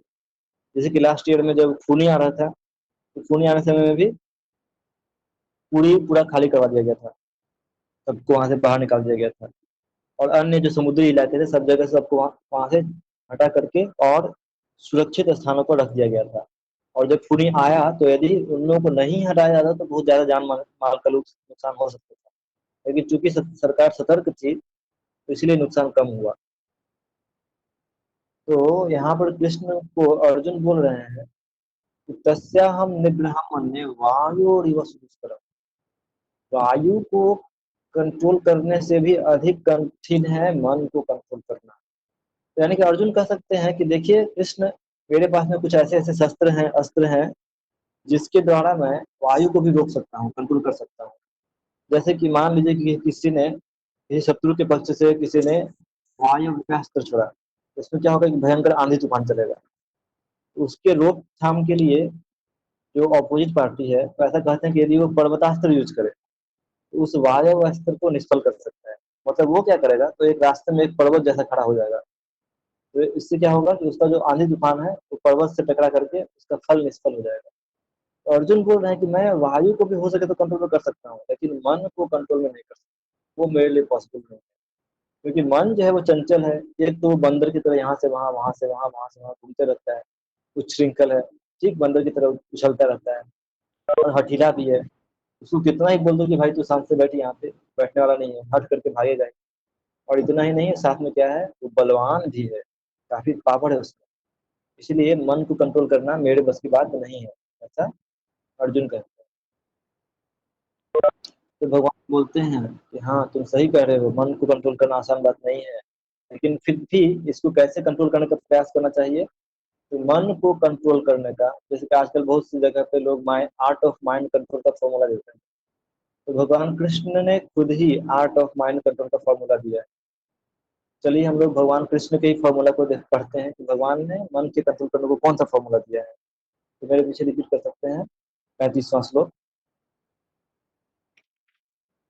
श्री भगवान उवाच श्री भगवान उवाच श्रीभगवान् उवाच असंशयं महाबाहो असंशयं महाबाहो निग्रहं चलम् मनो दुर्निग्रहं चलम् अभ्यासेन तु कौन्तेय अभ्यासेन न च गृह्यते। वैराग्येण च गृह्यते। गृह्यते। तो भगवान, श्री भगवान कहते हैं, श्री भगवान ने कहा, हे महाबाहु कुंती पुत्र। तो वो उनको महाबाहु कह के बुलाते हैं। महाबाहु मतलब कि हाँ आप सही कर रहे हैं कि हो सकता है कि आप, ये पॉसिबल हो, आपकी भुजाओं में इतनी ताकत हो कि आप हवा को कंट्रोल कर सकते हैं, लेकिन फिर भी निस्संदेह चंचल मन को वश में करना अत्यंत कठिन है। तो भगवान क्या बोलते हैं कि ये कठिन है लेकिन असंभव नहीं है। It's difficult but not impossible. भगवान बोलते हैं किंतु उपयुक्त अभ्यास द्वारा तथा विरक्ति द्वारा ऐसा संभव है। भगवान ये नहीं बोलते हैं कि मन को कंट्रोल करना जो है वो इम्पॉसिबल, इम्पॉसिबल नहीं है, ऑलमोस्ट डिफिकल्ट है, बहुत ही डिफिकल्ट। लेकिन फिर भी यदि कोई व्यक्ति क्या करे तो अभ्यास करे, और कैसे, वैराग्य भी रहना चाहिए। ये दोनों चीजें आवश्यक है, व्यक्ति भी चाहिए और अभ्यास भी चाहिए। तो इनके द्वारा मन को कोई कंट्रोल कर सकता है। तो अभ्यास क्या है, यहाँ तो भगवान बोले कि अभ्यास और वैराग्य। अभ्यास क्या है, अभ्यास यानी कि प्रैक्टिस, है ना। तो हमें प्रैक्टिस करना पड़ेगा। प्रैक्टिस क्या करना होगा, तो प्रैक्टिस जैसे कि मान लीजिए कि ऊपर लिखते हैं यह अभ्यास क्या है। तो वर्तमान युग में अभ्यास मतलब तीर्थवास, परमात्मा का ध्यान, मन तथा इंद्रियों का निग्रह, ब्रह्मचर्य पालन, एकांतवास आदि कठोर विधि विधानों का पालन कर पाना वर्तमान में संभव नहीं है। तो अभ्यास मतलब इन चीजों का पालन करना, कि तीर्थ संग पे रहना, ब्रह्मचर्य का पालन करना, मन इंद्रिय को कंट्रोल करना, परमात्मा पर ध्यान करना, ये सब जो है ये सब अभ्यास के अंदर आता है। तो प्रभुपाद जी बोलते हैं कि अभी ये मॉडर्न टाइम में बहुत कठिन है, किंतु प्रभुपाद जी बोलते हैं कि कृष्ण भावनामृत के अभ्यास से मनुष्य भगवान की नवधा भक्ति का आचरण करता है। तो देखिए अभ्यास मतलब क्या होता है कि योग के जो नियम होते हैं, जो हमने पढ़ा था उस दिन की, योग के 8 नियम होते हैं। क्या क्या होते हैं? यम, नियम, आसन, प्रत्याहार, यम, नियम, आसन, प्रत्याहार, धारणा, ध्यान, समाधि। ये अष्टांग योग के 8 अलग अलग चीजें हैं। उसमें यम और नियम जो है यही सबसे कठिन तत्व, इसमें तो कोई पास नहीं कर पाएगा। यम नियम मतलब अपने मन को कंट्रोल करना और जितने भी विधि निषेध का पालन करना, जैसे कि ये सब यहाँ पे कुछ विधि का यहाँ पे बताया गया है। तो ये यम नियम या विधि निषेधों का पालन करना सबके लिए संभव नहीं है। तो फिर हम क्या करें कलयुग में? क्या सॉल्यूशन क्या है कलयुग में हमारे जैसे लोगों के लिए? तो भगवान तो प्रभुपाद जी लिखते हैं कि हमारे जैसे लोगों के लिए क्या सोल्यूशन है? हम लोग कृष्ण भावना भाव अमृत का अभ्यास कर सकते हैं। योग के यम और नियम का जो नियम है उसको पालन करना बड़ा कठिन है, लेकिन हम लोग क्या पालन कर सकते हैं? हम लोग कृष्ण भावनामृत के अभ्यास का पालन कर सकते हैं। तो उसमें क्या करना है? तो पोपा जी लिखते हैं कि इस प्रकार के अभ्यास में पहला चीज है कृष्ण के विषय में श्रवण करना, कृष्ण के बारे में सुनना। और इस प्रकार से जब हम सुनेंगे तो मन जो है वो अनेक प्रकार की दुश्चिंताओं से शुद्ध हो जाएगा। जितना अधिक सुनेंगे उतना ही हमारा मन विषयों के प्रति अनासक्त हो जाएगा, जो कि हमको कृष्ण से दूर लेकर के जाता है। और इस प्रकार जब हम विषयों से अनासक्त हो जाएंगे तो नेचुरली जो है वो मन कहाँ पे जाएगा? कृष्ण की तरफ जाएगा। तो वैराग्य का अर्थ, जैसे कि प्रभुपाद ने लिखा है, अभ्यास का मतलब दिया है कृष्ण भावनामृत का पालन, कृष्ण भक्ति का पालन। और वैराग्य का मतलब है पदार्थ से विरक्ति तथा मन का आत्मा में प्रवृत्त होना।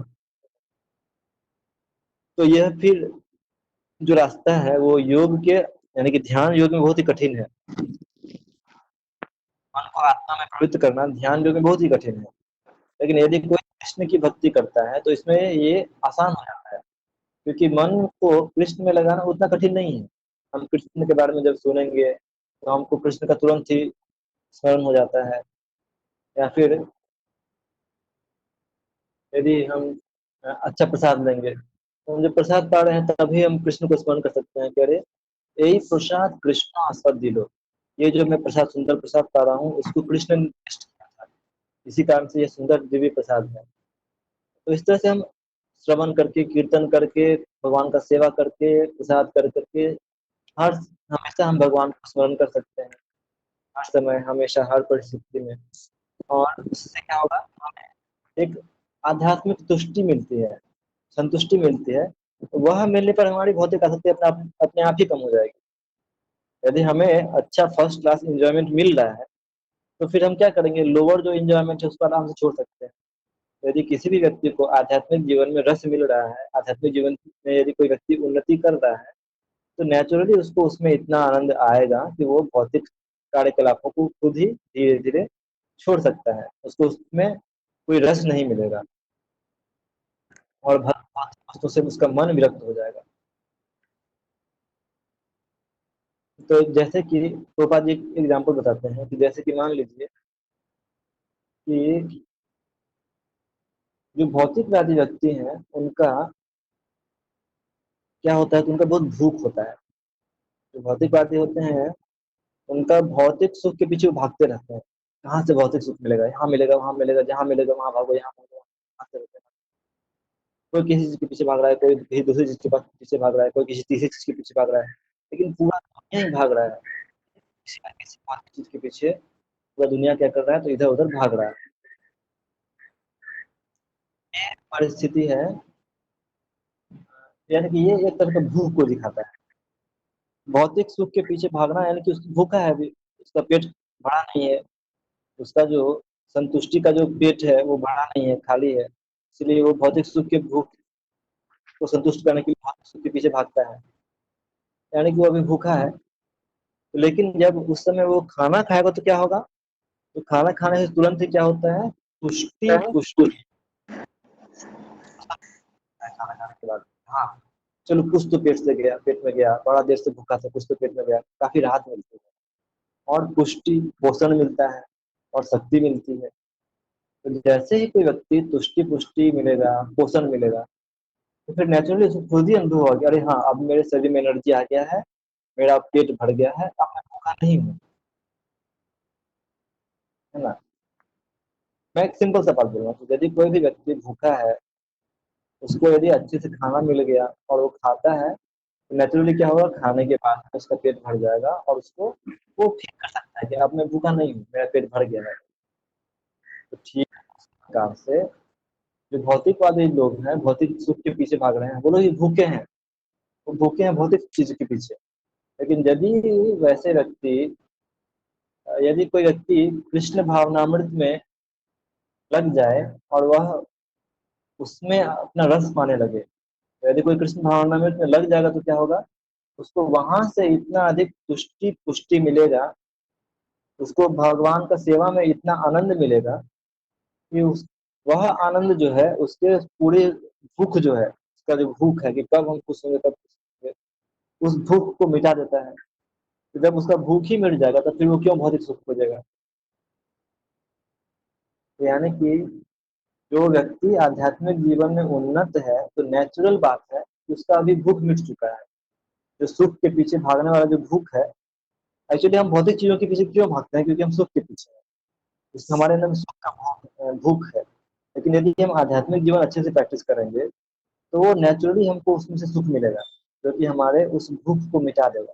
तो जैसे ही हमारा सुख का भूख मिट जाएगा, तो फिर हम उस सुख को जब जिस तरह से पहले भौतिक चीजों के पीछे घूम घूम कर खोज रहे थे, वो घूमना बंद कर देंगे, उसको खोजना वहां पे बंद कर देंगे। तो इसीलिए ये एक बात कि कौन व्यक्ति प्रूफ यहाँ से भी आप निकाल सकते हैं कि जिस व्यक्ति का भौतिक चीजों के प्रति भूख जितना मिट चुका है, वह व्यक्ति अ, और कृष्ण की में जितना आसक्त है, दोनों होना चाहिए। एक तो उसका कृष्ण में आसक्ति होना चाहिए और दूसरा भौतिक चीजों के प्रति उसका भूख मिट जाना चाहिए। तो वह व्यक्ति समझ सकते हैं कि कृष्ण भक्ति में बहुत एडवांस है। तो यहाँ पे लेकिन फिर से मैं जैसा कि हमेशा करता हूँ, तो यहाँ पे फिर से मैं रिपीट करूंगा कि इसका मतलब ये नहीं है कि हमको भौतिक चीजों को खोज छोड़ देना है। यदि हमारे पास में कुछ है तो हम रख सकते हैं, ऐसा नहीं कि हमको उसको त्यागना है। लेकिन हमारे अंदर में ये भावना जरूर होनी चाहिए कि मेरे पास में जो भी है वो मेरा नहीं है, वो कृष्ण का है। उसके वास्तविक ईश्वर कृष्ण है। भोक्तारम यज्ञ तत्साम सर्वलोक महेश्वरम। अभी कुछ मेरा है वो एक्चुअली कृष्ण का है, और मैं बस उसका एक गेट वाला हूँ, रखवाला कर रहा हूँ बस। वो है नहीं मेरा, वो कृष्ण का ही है। तो इस तरह से हम ये समझ सकते हैं कि कौन व्यक्ति भक्ति में आगे बढ़ चुका है, और इस तरह से हम अपने मन को कंट्रोल कर सकते हैं। अभ्यासयन तो कौन्तेय वैराग्येन च गृह्यते। हमें अभ्यास करना पड़ेगा। तो अभ्यास जो है, यम नियम का अभ्यास करना मुश्किल है, तो इसलिए कैसे का अभ्यास करना चाहिए? तो भक्ति का अभ्यास करना चाहिए। और वैराग्य ना मतलब क्या कि हमारा भौतिक आसक्ति के प्रति, भौतिक चीजों के प्रति वैराग्य होना चाहिए। तो ये तभी प्रकट होगा जबकि हम कृष्ण के प्रति आसक्त होंगे। जब हम कृष्ण के प्रति धीरे धीरे भक्ति करेंगे, कृष्ण के प्रति जितना हमारा आसक्ति रहेगा, तो नेचुरली हमारा भौतिक चीजों के प्रति आसक्ति कम हो जाएगा। तो यह इस प्रकार से संभव है। यानी कि जो व्यक्ति कभी भी भक्ति में आगे बढ़ करके जिसने वैराग्य हासिल किया है, वो कभी भी भौतिक चीजों के कारण पतित नहीं होता है।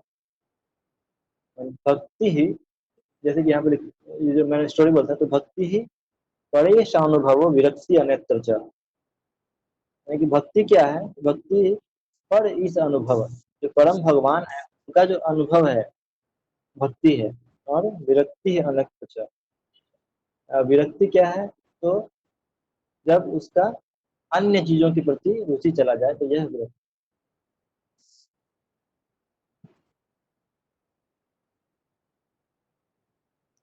फिर 36वें श्लोक में भगवान कहते हैं, यानी कि ये दो चीजें जरूरी है। अभ्यास और विरक्ति। तो हम भी जब जप करते हैं, एक्चुअली हमारा, ये तो मैंने योगियों के बारे में बताया, तो हम भी जब जप करते हैं, जप करते समय मन भागेगा, तो हमें यदि मन को कंट्रोल करना है तो ये दो चीज हमें जरूरत पड़ेंगी। हमें अभ्यास करना पड़ेगा, तो एक दिन में कंट्रोल नहीं होने वाला है, बार बार प्रयास करना पड़ेगा। और वैराग्य चाहिए, यानी कि हमें कृष्ण के प्रति अपने मन को आसक्त करना पड़ेगा। जब हम धीरे धीरे धीरे जितना अधिक कृष्ण के प्रति आसक्त होंगे, तो वैसे वैसे हमारे लिए मन को कंट्रोल करना इतना ईजी हो जाएगा। ये दो दो पॉइंट 2 पॉइंट फॉर्मूला है मन को कंट्रोल करने के लिए।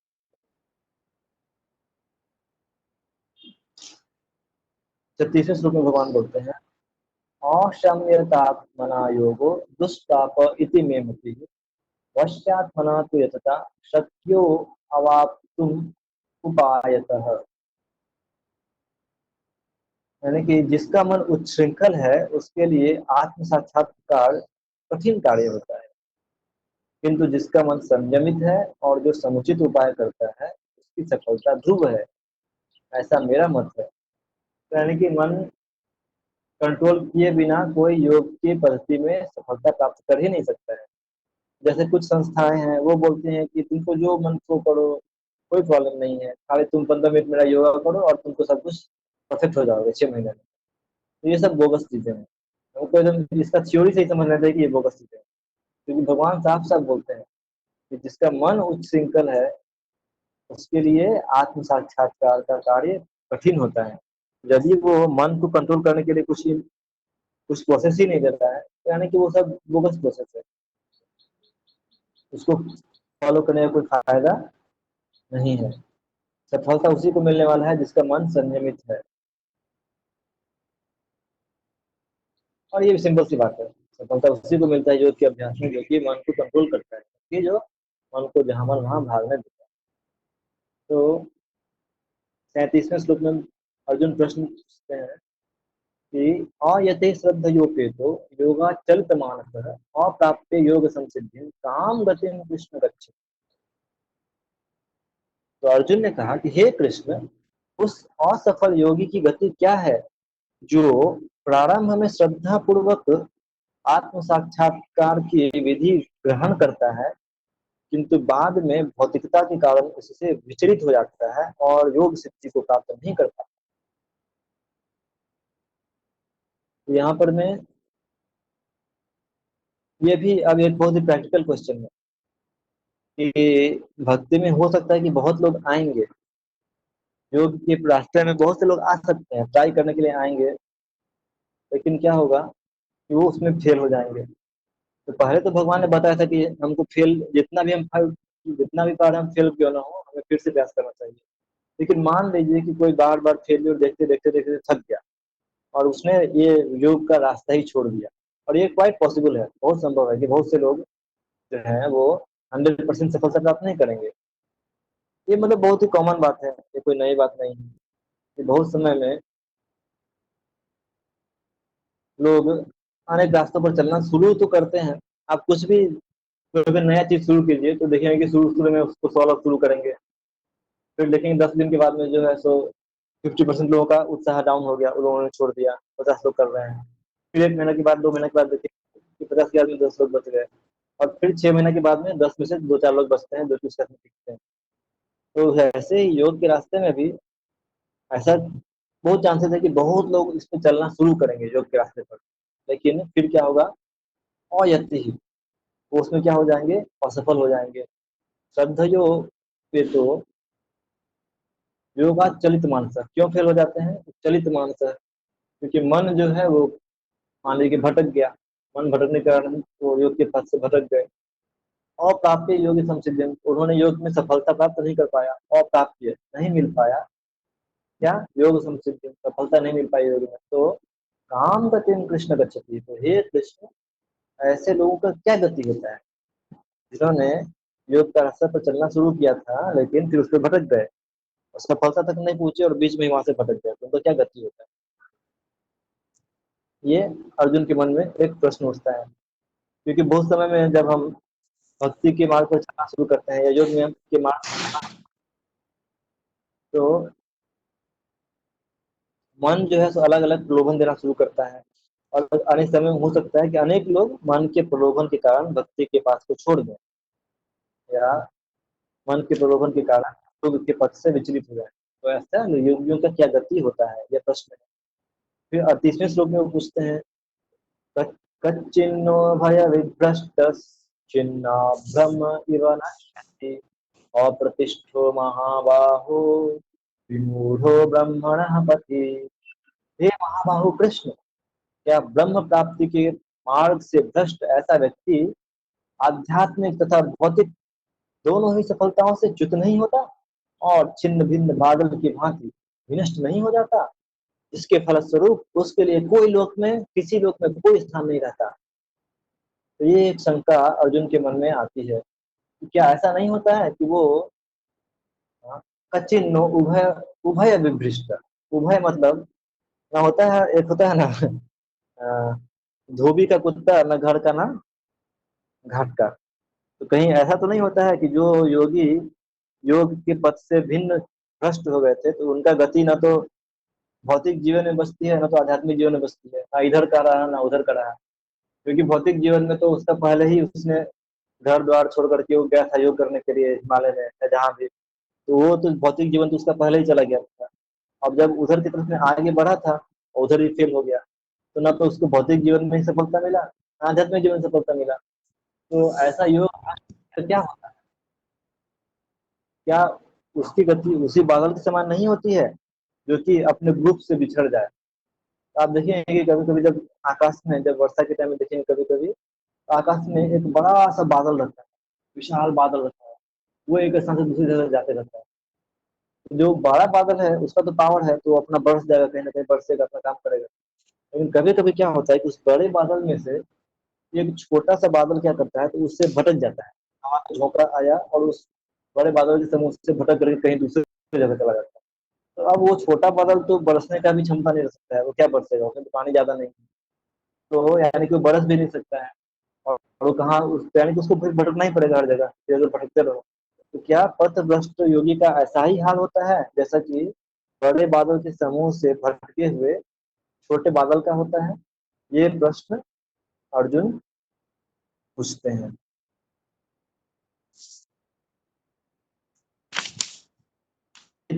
संशयं कृष्ण छेत्तुम् अर्हसि अशेषतः त्वन्यः संशयास्तस्य छेत्ता न हि उपपद्यते। हे कृष्ण, मेरी यही मेरा संदेह है और मैं आपसे इसे पूर्णतया दूर करने की प्रार्थना कर रहा हूँ। आपके अतिरिक्त कोई ऐसा नहीं है जो इस संदेह को नष्ट कर सके। तो क्योंकि भगवान जानते हैं, इसलिए वो भगवान से डायरेक्टली प्रश्न पूछते हैं। तो भगवान बोलते हैं इसका उत्तर में, क्योंकि हम कंटिन्यू करें कि आप लोग थक गए हैं, छोड़ दें।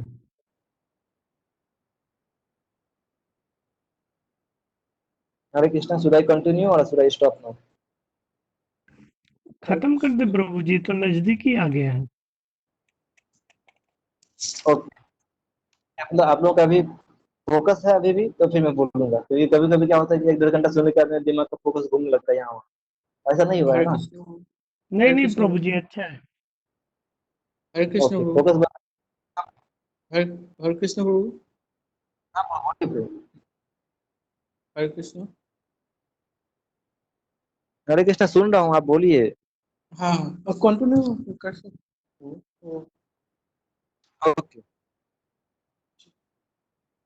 तो इसके उत्तर में भगवान बोलते हैं, श्री भगवान वाच पार्थ नैवेह नामुत्र विनाशस्तस्य विद्यते नहीं कल्याण कृत कश्चित चिंता। तो बोलते हैं, भगवान ने कहा, हे पिता पुत्र, कल्याण कार्यों में निरत योगी का न तो इस लोक में और न परलोक में ही विनाश होता है। हे मित्र, भलाई करने वाला कभी बुराई से पराजित नहीं होता। भगवान बोलते हैं कि चिंता मत करो, जिसने भी योग का पथ पे शुरुआत किया है उसका कभी बुरा नहीं होता है, तो कभी उसका नाश नहीं होता है। जैसा कि तुम्हारे मन में संशय है, हमारे मन में भी संशय हो सकता है कि अरे हमने भक्ति शुरू किया है। तो एक चीज आप धीरे धीरे ऑब्जर्व करेंगे, मतलब ऐसा जरूरी नहीं है लेकिन प्रायः ऐसा देखा जाता है कि आप जिस जैसे भक्ति करेंगे, तो आपके जो कोलिग्स हैं या फिर आपके जो फ्रेंड्स हैं, तो पहले तो आप सब कुछ उनका हर सुख दुख में साथ रहते थे। वो लोग पार्टी करेगा तो हम भी जाएंगे पार्टी में रहेंगे, वो लोग जो खाएगा सब खाएंगे। तो पहले तो काफी मित्रता रहती थी। और जब धीरे धीरे आप भक्ति करना शुरू करेंगे तो भक्ति करते समय में क्या होगा, धीरे धीरे बहुत सारा रेस्ट्रिक्शन आ जाता है कि चलो भाई ये नहीं खा सकते हैं, वो नहीं खा सकते हैं, ऐसा नहीं कर सकते हैं, वैसा नहीं कर सकते हैं। तो ये रेस्ट्रिक्शन के कारण क्या होता है कि हमारा भी जो सामाजिक जो जीवन है, सामाजिक जीवन में कुछ ना कुछ तो जरूर बाधा आता है थोड़ा सा। तुम थोड़ा कट करके रहते हो और वो हमारी मजबूरी हो जाती है। क्योंकि यदि मान लीजिए कि किसी पार्टी में वो लोग मीट मछली खा रहे हैं, अंडा खा रहे हैं, केक खा रहे हैं, ये खा रहे हैं, वो खा रहे हैं, तो हम लोग तो नहीं खा सकते हैं। भक्त जो है वो तो सिर्फ प्रसाद लेते हैं।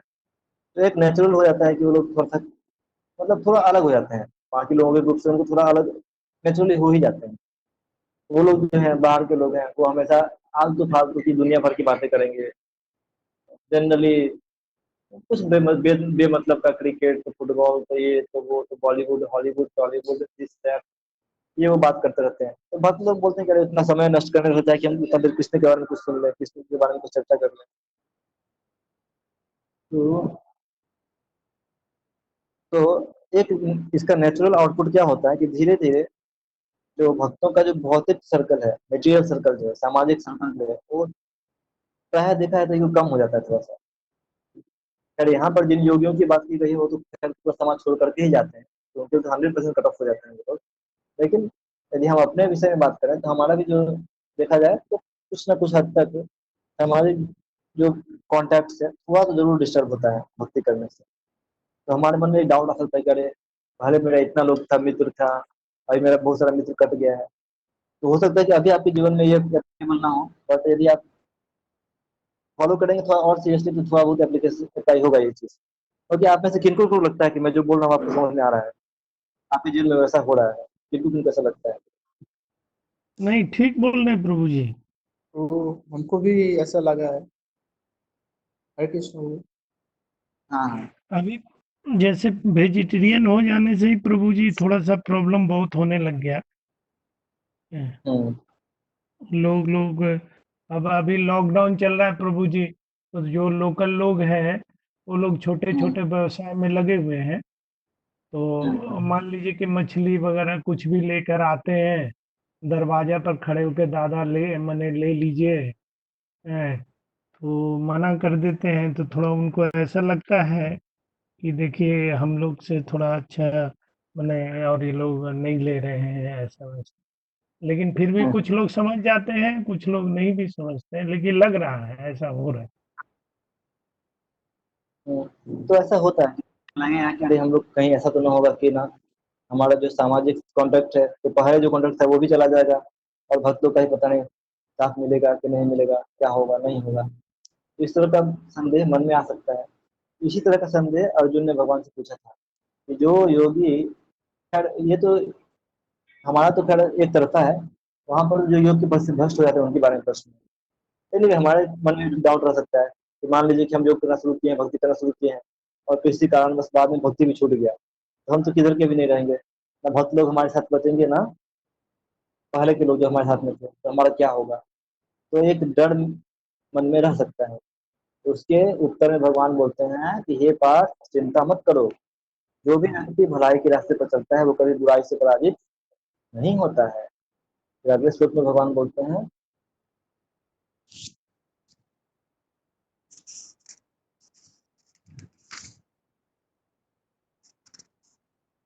प्राप्य पुण्य कृताम लोकान उषित्वा शाश्वती समाह शुचि नाम श्रीमताम दीघे योग भ्रष्टो भी जायते। तो जो भी व्यक्ति योग के रास्ते से पतित हो जाते हैं तो क्या होता है, उनकी गति क्या होती है, तो प्राप्त पुण्य कृतान लोकान, वो ऐसे लोगों को जाते हैं जहां पर कि पुण्य आत्माएं रहते हैं। जैसे कि ये पृथ्वी है तो पृथ्वी पर तो पुण्यात्माएं भी कुछ रहती हैं, में भी 2-4% पुण्यात्मा है, लेकिन 99% तो पापात्मा ही रहता है पृथ्वी पे, टेस्ट करिए वो लोग। तो ऐसा जो लोग होते हैं जो योग के पथ से भ्रमित हो जाते हैं तो वो लोग कहाँ जाते हैं, पुण्य कृतान लोकान, जहाँ पर पुण्य आत्माएं जहाँ पर रहती हैं उन लोगों को जाती है। और उषित्वा शाश्वती समाज, और वहां पर वो अनेक लंबा समय तक, बहुत समय तक वो वहां पर निवास करते हैं। और नहीं तो शुचि नाम श्रीमताम गेहे योग भ्रष्टो भी जायते। और या तो वो स्वर्ग पुण्य आत्मा लोक यानी कि स्वर्ग लोकों में जाते हैं और वहां पर निवास करते हैं, और नहीं तो क्या करेंगे, तो वो लोग शुचि नाम श्रीमताम गेहे, वो अच्छे परिवारों में जन्म लेंगे, सदाचारी परिवार में जन्म लेंगे, धनवान परिवार में जन्म लेंगे।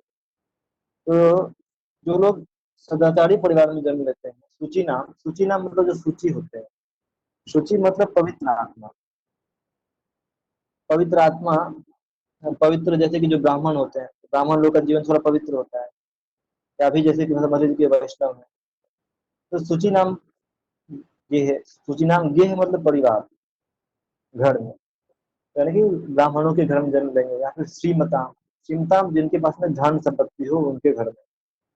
तो यदि कोई योगी बहुत समय तक प्रयत्न करने के बाद में असफल हो गया तो भी कोई बात नहीं है, या तो वो स्वर्ग लोक में जन्म लेगा, या फिर वो ब्राह्मणों के घर में जन्म, ब्राह्मण अभी जन्म अभी के तरह का नहीं, अच्छे ब्राह्मण के घर में, जहाँ से कि उसको शुरू से ही मतलब ट्रेनिंग मिलता है आध्यात्मिक जीवन में, वैसे ब्राह्मणों के घर में। नहीं तो धनी परिवार में जन्म लेगा। तो बहुत समय हम लोग को लगता होगा कि अरे आखिर ऐसा क्यों होता है कि किसी का जन्म धनी परिवार में हो जाता है, किसी का जन्म गरीब परिवार में हो जाता है। तो सबके पीछे कुछ ना कुछ लॉजिक रहता है, कुछ ना कुछ कारण रहता है। ऐसा नहीं कि हेड एंड टेल करके क्रॉस होता है और जिसका हेड आ गया उसको धनी परिवार में, जिसका टेल आ गया गरीब परिवार में, ऐसा नहीं होता है। कोई भी व्यक्ति कुछ भी जगह पे जन्म ले रहा है तो उसके पीछे बैकग्राउंड रहता है, उसी कारण से वो व्यक्ति वहां पे जन्म लेता है, कुछ भी बाई चांस नहीं होता है। एटलीस्ट ये समझ सकते हैं कि वैसे लोगों के लिए घबराने की जरूरत नहीं है, क्योंकि उनका फ्यूचर जरूर अच्छा है, उनका फ्यूचर बहुत ही अच्छा है। तो ये 41वां श्लोक जो है वो उनके लिए है जिन्होंने थोड़ा बहुत भक्ति किया था, थोड़ा बहुत योग किया था और उसके अंदर भ्रमित हो गए थे। लेकिन 42वां श्लोक में भगवान उनके बारे में बताते हैं जो जिन्होंने अधिक भक्ति किया था या फिर अधिक योग का प्रयास किया था, और उसके बाद में मान लीजिए किसी ने बहुत लंबे समय तक किया लेकिन परफेक्शन को प्राप्त नहीं कर पाए।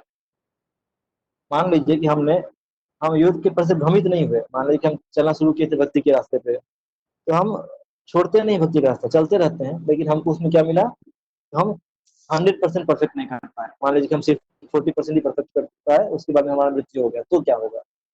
तो वैसे लोगों के लिए जिन्होंने योग का रास्ता छोड़ा नहीं था, लेकिन वो उसमें सफल नहीं हो पाए थे 100%, सफलता तक पहुंच नहीं पाए थे, उनका क्या होता है।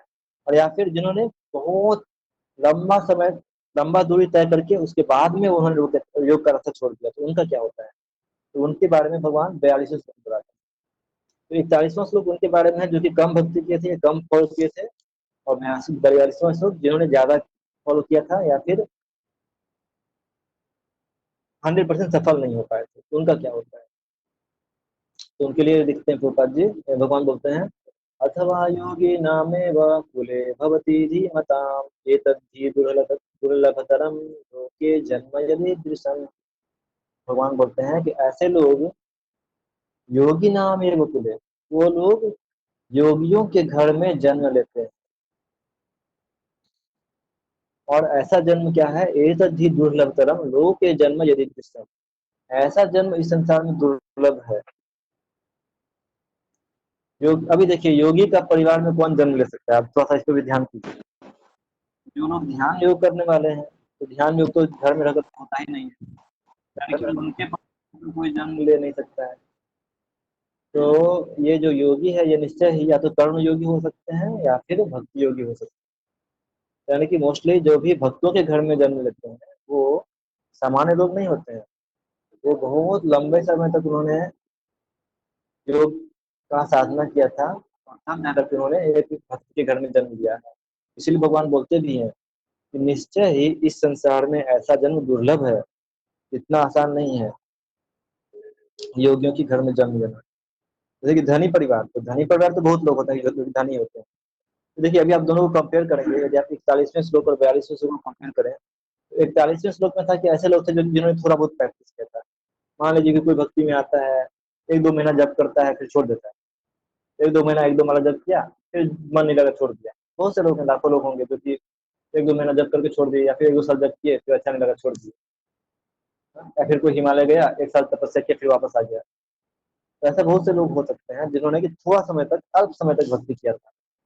तो ऐसे लोगों को क्या होगा, तो या तो वो लोग स्वर्ग जाएंगे, वहां पे लंबे समय तक भोग करेंगे, या फिर धनी परिवार में जन्म लेंगे, या फिर ब्राह्मणों के परिवार में जन्म लेंगे।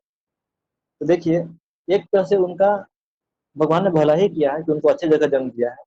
लेकिन फिर प्रॉब्लम क्या होता है कि आप देखेंगे कि बहुत से लोग जिन्होंने धनी परिवार में जन्म लिया है, तो वो लोग क्या होते हैं, तो वो लोग धन के अहंकार में फिर गर्वित हो जाते हैं और फिर भक्ति भूल जाते हैं।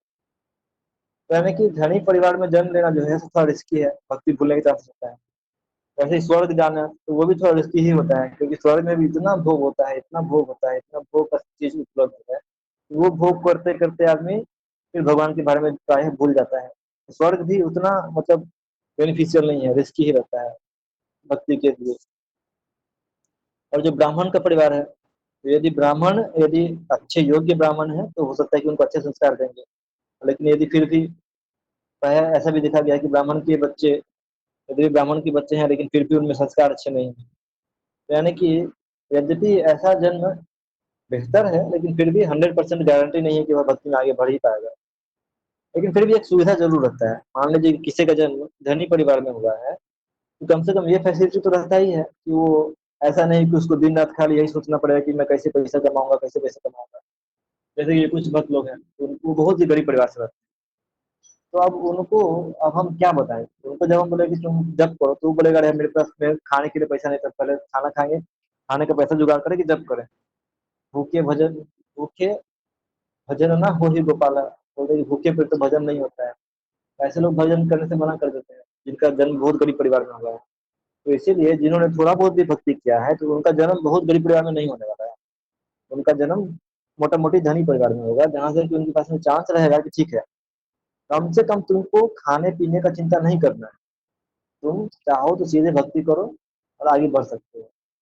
मतलब जिन्होंने थोड़ा ही भक्ति किया था उनको भगवान खाने पीने के चिंतन से मुक्त कर देते हैं। तो यानी कि जिन्होंने धनी परिवार में जन्म लिया है, तो उनको एक तरह का समझना चाहिए कि अरे ये मेरा रेस्पॉन्सिबिलिटी है कि भगवान ने हमको एक चांस दिया है, थोड़ा सा ही भक्ति करके इतना चांस दे दिया है कि हमको अब खाने पीने की चिंता नहीं करना है। अभी हमें सिर्फ भगवान के बारे में सोचेंगे और उस रास्ते पर आगे बढ़ना है। तो लेकिन होता उल्टा है, जैसे किसी के पास में धन आता है तो उसमें मदान्ध हो जाते हैं, अंधे हो जाते हैं, घमंडी हो जाते हैं, और बोलते हैं कि भगवान क्या, हम ही भगवान है। वो चूर हो जाते हैं अहंकार में। तो ये दुर्भाग्य की बात है। लेकिन यदि कोई योगी के घर में जन्म लेता है, तो यदि कोई भक्त के घर में जन्म लेता है, तो ये जन्म बहुत अच्छा है। क्यों? क्योंकि जैसे ही जन्म लेगा, तो वो थोड़ा सा भी बच्चा रहेगा तो तुरंत उसके माता पिता सिखाएंगे कि हरे कृष्णा बोलो, हरे कृष्णा बोलो। जो भक्त के घर में आप देखेंगे कि भक्त के घर में जन्म लेने पे क्या होता है, तो बच्चों को माता पिता ये बोलना नहीं सिखाते हैं कि तुम मम्मा बोलो और पापा बोलो। उनको बच्चों को भगवान के जो भक्त होते हैं यही सिखाते हैं कि तुम पहला चीज अपने मुख से यही बोलो, क्या बोलो? हरे कृष्णा, हरे कृष्णा, हरे कृष्णा, कृष्ण कृष्ण हरे हरे, हरे राम, राम राम हरे हरे। भक्त के घर में जन्म लेने से उनको शुरू से ही कृष्ण को स्मरण करने का फायदा मिलता है। जैसे कि प्रभुपाद जी बोलते हैं कि मेरा भी जन्म जिस परिवार में हुआ था, उसमें मेरे पिता एक शुद्ध भक्त थे, और इसीलिए मुझे बचपन से ही भक्त का जीवन कैसे जीना है उसका ट्रेनिंग मिला था। तो ऐसे जन्मों में बहुत गोपाल जी लिखते हैं कि मेरा जन्म भी वैसे ही परिवार में हुआ था, और मेरे जो गुरु जो थे, सौभाग्यवश हमारे गुरु विष्णुपाद श्री श्रीमद भक्ति सिद्धांत सरस्वती गोसाई महाराज को तथा स्वयं हमें भी ऐसे परिवार में जन्म लेने का अवसर प्राप्त हुआ था। और इसीलिए क्या हुआ, तो हम दोनों को बचपन से ही भगवत भक्ति करने का प्रशिक्षण दिया गया। बाद में दिव्य व्यवस्था के अनुसार हमारी उनसे भेंट हुई। यानी कि ऐसा जन्म बहुत ही दुर्लभ होता है। तो एक बहुत अच्छा अवसर होता है यदि कोई भक्त के घर में जन्म ले। तो इसीलिए यदि कोई किसी भक्त के घर में जन्म लेता है, तो भक्तों को भी समझना चाहिए कि ये जिसने जन्म लिया है ये बहुत ही महान आत्मा है। तो कैसे उनको हम अधिक से अधिक कृष्ण भावना में इसका ट्रेनिंग दें, प्रशिक्षण दें, ताकि जल्दी से जल्दी वो इस धाम में, इस जगत में अपना जो ट्रेनिंग है उसको पूरा करे और जल्दी से जल्दी भगवत धाम वापस चले जाए। 43वां श्लोक। तत्र तं बुद्धि संयोगम लभते पौर्वदेहिकम यतते च ततो भूयः संसिद्धौ कुरुनंदन। ये कुरुनंदन, ऐसा जन्म पाकर वह अपने पूर्व जन्म की दैवी चेतना को पुनः जागृत करता है और पूर्ण सफलता प्राप्त करने के उद्देश्य से वह आगे उन्नति करने का प्रयास करता है। तो यानी कि वो भक्त जब जन्म ग्रहण करता है उस परिवार में तो क्या होता है, वह पूर्व जन्म की दैवी चेतना को पुनः प्राप्त कर लेता है। भगवान उसको प्रेरणा देते हैं कि अरे तुमने पिछले जन्म में ऑलरेडी इतना परसेंटेज भक्ति किया था, अब तुम आगे शुरू करो, तुम भौतिक जीवन में मत व्यस्त रहो, आगे का भक्ति अब प्रयास प्रारंभ करो। तो पूर्व दैहिकम, पूर्व देह का जो संस्कार है ना वो इस शरीर में ही आ ही जाता है। ऐसा नहीं है कि पूर्व जन्म का और इस जन्म का में कोई लिंक नहीं होता है, बहुत लिंक होता है।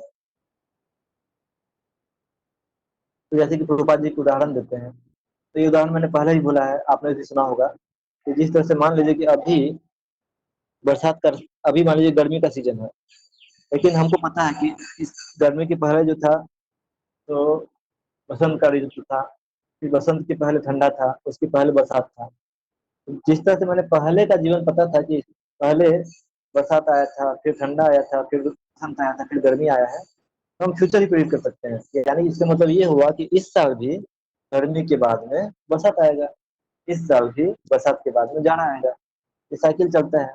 तो वैसे ही जो पूर्व जन्म में जो संस्कार किसी व्यक्ति ने डेवलप किया था, वह संस्कार जो है वो अगले जन्म में भी जाता है। ऐसा नहीं होता है कि पूर्व जन्म में और नेक्स्ट लाइफ में कोई कनेक्शन नहीं होता है, वो अपना पिछले जन्म के ही चेतना को आगे कंटिन्यू करता है ना। तो इसीलिए जिस व्यक्ति ने अपना आध्यात्मिक चेतना काफी विकसित कर लिया था, तो वह अपना दैविक चेतना को पुनः प्राप्त कर लेता है। और मान लीजिए कि कोई व्यक्ति पिछले जन्म में काफी दुष्ट था, बहुत भयंकर था, असुर था, तो वैसा व्यक्ति भी क्या होगा, जैसे ही जन्म ग्रहण करेगा तो धीरे धीरे वो भी अपना लक्षण प्रकट करना शुरू कर देता है। उसका ही प्रैक्टिस है, उसका अपना प्रैक्टिस है आसुरिक जीवन में, तो वो अपना आसुरिक लक्षण प्रकट कर देता है। तो आप देख सकते हैं कि प्रैक्टिकली कुछ कुछ बच्चे देखेंगे जो बचपन से ही पूरा भयंकर शैतान रहते हैं, वो नाना प्रकार के उत्पात करते हैं। जैसे रावण जो था वो शुरू से ही सबको रुला के रख देता था, इतना भयंकर था। तो इसीलिए लक्षण शुरू से ही दिख जाते हैं।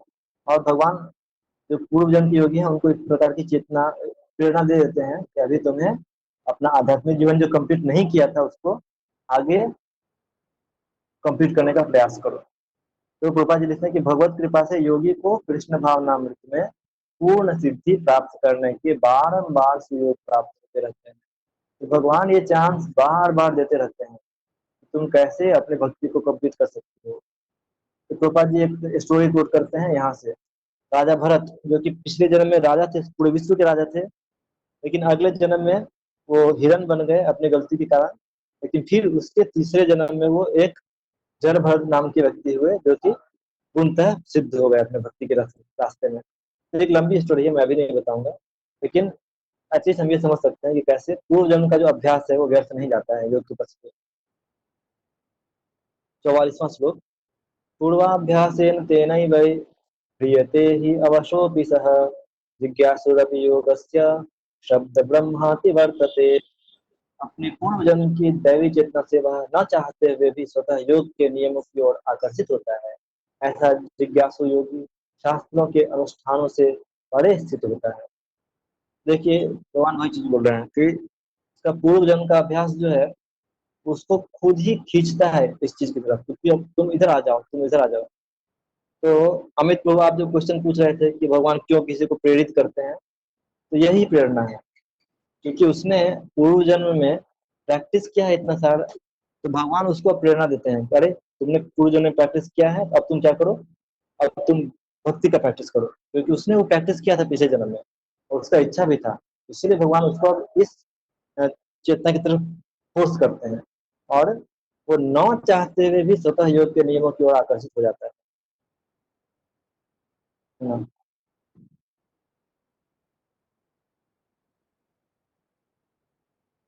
45वां श्लोक। प्रयत्नात् यतमानस्तु योगी संशुद्ध किल्बिषः अनेक जन्म संसिद्धः ततो याति पराम गतिम। और जब योगी समस्त कल्मश से शुद्ध होकर सच्ची निष्ठा से आगे प्रगति करने का प्रयास करता है, तो अंत तो गत्वा अनेक जन्मों के अभ्यास के पश्चात सिद्धि लाभ करके वह परम गंतव्य को प्राप्त करता है। देखिए, जो ध्यान योग की जो प्रोसेस है, तो उसमें सिद्धि जनरली एक जन्म में प्राप्त नहीं होती है। भगवान खुद ही बोल रहे हैं, क्या बोल रहे हैं? प्रयत्नात् यतमानस्तु योगी संसिद्ध किल विषय अनेक जन्म संसिद्धस्ततो यान्ति पराम गतिम्। अनेक जन्मों तक योग इस तरह से प्रयास करने के बाद में जो है कोई ध्यान योग के द्वारा भगवत धाम जा सकता है। एक जन्म में जाना बड़ा ही मुश्किल है ध्यान योग के द्वारा। इवन भक्ति योग के द्वारा भी एक जन्म में जाना मुश्किल है, लेकिन ध्यान योग तो उससे भी कठिन है। तो उसमें तो एक जन्म से तो बड़ा ही मुश्किल है, उसमें अनेक जन्म लग जाते हैं भगवत धाम जाने के लिए। लेकिन यदि कोई स्ट्रांगली भक्ति योग प्रैक्टिस करता है तो एक जन्म में भी जा सकता है, वो रास्ता खुला हुआ है। सब 46वां, तपस्विभ्योऽधिको योगी ज्ञानो ज्ञानिभ्योऽपि मतोऽधिकः कर्मिभ्यश्चाधिको योगी तस्माद् योगी भवार्जुन। योगी पुरुष तपस्वी से, ज्ञानी से तथा सकाम कर्मी से बढ़कर होता है। अतः हे अर्जुन, तुम सभी प्रकार से योगी बनो। भगवान बोलते हैं तुम क्या बनो? योगी बनो। तो अर्जुन बोलेगा अच्छा योगी बने तो चले हम हिमालय चलें। तो भगवान बोलते हैं कि नहीं नहीं, हिमालय नहीं जाना है। तो क्या करना है? तो भगवान नेक्स्ट श्लोक में उसका उत्तर देते हैं। तो रिपीट कीजिए मेरे पीछे में, बहुत इंपॉर्टेंट श्लोक है। योगीनामपि सर्वेषां योगीनामपि योगिनामपि सर्वेषां सर्वेषां अंतरात्मना मन्दतेनात्मनात्मना श्रद्धावान् भजते यो माम् श्रद्धावान् भजते यो माम् मे युक्ततमो मतः। स मे युक्ततमो मतः। याद करने का प्रयास कर सकते हैं, इस श्लोक इंपॉर्टेंट है, फिर से रिपीट करता हूँ। योगीनामपि सर्वेषां योगीनामपि सर्वेषां नान्तरात्मना मन्दतेनान्तरात्मना श्रद्धावान् भजते यो माम् श्रद्धावान् भजते यो माम् तमो मतः। स मे मुक्ततमो मतः। योगीनाम् अपि सर्वेषां योगीनामपि सर्वेषां मद्गतेन अन्तरात्मना मन्दतेनान्तरात्मना भावान् भजते यो माम् श्रद्धावान् भजते स मे युक्ततमो मतः। स मे युक्ततमो मतः। यहाँ पर भगवान बोलते हैं कि हे अर्जुन, तुमको हिमालय नहीं जाना है, तुम्हें क्या करना है? योगी नाम अपि सर्वेशा मद्गते नाम अंतरात्मा। और समस्त योगियों में से जो योगी अत्यंत श्रद्धा पूर्वक मेरे परायण है, अपने अंतःकरण में मेरे विषय में सोचता है और मेरी दिव्य प्रेमा भक्ति करता है, वह योग में मुझसे परम अंतरंग रूप से युक्त रहता है और सबों में सर्वोच्च है। यही मेरा मत है। तो प्रभुपाद जी लिखते हैं कि यहाँ पर भजते शब्द महत्वपूर्ण है। भजते आ रहा है ना? भजते माम योगी नाम सर्वसाम मदगते आत्मना श्रद्धावान भजते योग। भजन करना है, भजते शब्द आ रहा है। तो ये भजन जो है, प्रभुपाद जी लिखते हैं यहाँ पर भजते शब्द महत्वपूर्ण है। भजते भज धातु से बना है, जिसका अर्थ सेवा करना। अंग्रेजी शब्द जो वर्शिप होता है, भजना मतलब वर्शिप होता है अंग्रेजी में, तो पूजन। तो यह अंग्रेजी शब्द वर्शिप से यह भाव व्यक्त नहीं होता, क्योंकि इसमें पूजा करना, सम्मान दिखाना अथवा योग्य का सम्मान करना सूचित होता है, किंतु प्रेम तथा श्रद्धा पूर्वक सेवा तो श्री भगवान के निमित्त है। किसी सम्माननीय व्यक्ति या देवता की पूजा न करने वाले को अशिष्ट कहा जा सकता है, किंतु भगवान की सेवा न करने वालों की तो विशेष पूरी रूप से भर्त्सना की जाती है। प्रत्येक जीव भगवान का अंश रूप है और इस तरह प्रत्येक जीव को अपने स्वभाव के अनुसार भगवान की सेवा करनी चाहिए। ऐसा न करने से वह नीचे गिर सकता है। तो भागवत पुराण में इसकी पुष्टि की गई है। 11वें स्कंध में 5वें अध्याय 3रा श्लोक, येषां पुरुषं साक्षात् आत्मप्रभम ईश्वरम न भजन्ति अवजानन्ति स्थानाद्भ्रष्टाः पतन्ति अधः। तो इस श्लोक में भगवान कहते हैं कि जो मनुष्य अपने जीवन दाता आद्य भगवान की सेवा नहीं करता और अपने कर्तव्य में शिथिलता बरतता है, वह निश्चित रूप से अपनी स्वाभाविक स्थिति से नीचे गिरता है। तो भागवत पुराण के इस श्लोक में भजंती शब्द व्यवहृत हुआ है। भजंती अवजानंती, न भजंती अवजानंती, तो भजन नहीं करता है। तो भजंती शब्द का प्रयोग परमेश्वर के लिए ही प्रयुक्त किया जा सकता है, जबकि वर्षिप यानी कि पूजन का प्रयोग देवताओं या अन्य किसी सामान्य जीव के लिए किया जाता है। यानी कि हम भजन जो है, भजन सिर्फ कृष्ण या विष्णु का ही कर सकते हैं। भजन हम काली या दुर्गा या शिव का नहीं कर सकते हैं। जबकि पूजन जो है, पूजन हम काली, दुर्गा और बाकी देवताओं का भी कर सकते हैं, लेकिन भजन जो है वो सिर्फ भगवान यानी कृष्ण या विष्णु के लिए ही अप्लाई होता है। ये बताना चाहता हूँ। तो इस श्लोक में प्रयुक्त अवजानंती शब्द भगवद गीता में ही पाया जाता है। अवजानंती माम बूढ़ा, केवल मूर्ख तथा धूर्त भगवान कृष्ण का उपहास करते हैं। ऐसे मूर्ख भगवत भक्ति की प्रवृत्ति न होने पर भी भगवद गीता का हास्य कर बैठते हैं। फलतः वे भजंती तथा वर्षिप यानी कि पूजन शब्दों के अंतर को नहीं समझ पाते। तो भक्ति योग समस्त योगों की परिणति है। परिणति मतलब इसका टॉप मोस्ट डेस्टिनेशन है। अन्य योग तो भक्ति योग में भक्ति तक पहुंचने के साधन मात्र हैं। योग का वास्तविक अर्थ भक्ति योग है। योग का वास्तविक अर्थ क्या है?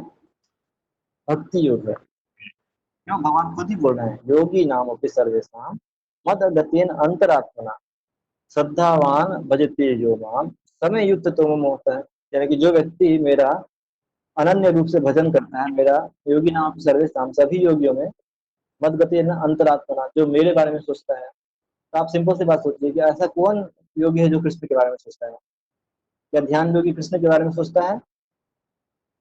नहीं सोचता है, वो तो परमात्मा के बारे में सोचता है। क्या कर्म योगी कृष्ण के बारे में सोचता है? तो कर्म योगी जनरली ईश्वर के बारे में सोचता है। उसको तो ठीक से ये पता भी नहीं रहता कि भगवान है कौन।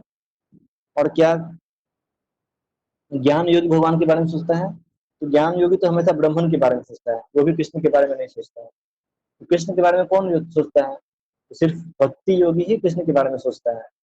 इसीलिए भगवान बोल रहे हैं कि योगी नाम अपि सर्वेषां, सभी योगियों में मद गति नान्तरात्मना, जो अंतःकरण में मेरे बारे में स्मरण करता है। मद गति अंतरात्मना श्रद्धावान भजते हो, और श्रद्धा पूर्वक मेरा भजन करता है, मेरा सेवा करता है। तो कृष्ण का सेवा कौन करता है? क्या ध्यान योगी कृष्ण का सेवा करता है? नहीं करता है। कर्म योगी नहीं करता है, ज्ञान योगी नहीं करता है, ध्यान योगी नहीं करता है, सिर्फ भक्ति योगी ही कृष्ण का सेवा करता है। तो इसीलिए भक्ति योग जो है क्या है? श्रद्धावान भक्ति योग समय युक्त तमो मत है, वो मेरे साथ में युक्ततम है, सबसे अच्छे से कनेक्टेड है। तो योग का मतलब होता है कनेक्शन बनाना। और भगवान बोल रहे हैं कि जो सबसे अच्छा कनेक्शन है वो जियो का नहीं है, एयरटेल का नहीं है, कर्म योग का नहीं है, ध्यान योग का नहीं है, ज्ञान योग का नहीं है, वो किसका है? भक्ति योग का है। भक्ति योग का जो कनेक्शन है वो सबसे पावरफुल कनेक्शन है। समय युक्त तमो मत है। और अन्य योग के रास्ते वास्तव में व्यक्ति को भक्ति योग तक ऊपर उठाने के लिए होते हैं। यही चीज तो दिख रहे हैं कि भक्ति योग समस्त योगों की परिणति है। अन्य योग तो भक्ति योग में भक्ति तक पहुंचने के साधन मात्र हैं। योग का वास्तविक अर्थ भक्ति योग है। अन्य सारे योग भक्ति योग रूपी गंतव्य की दिशा में अग्रसर होते हैं।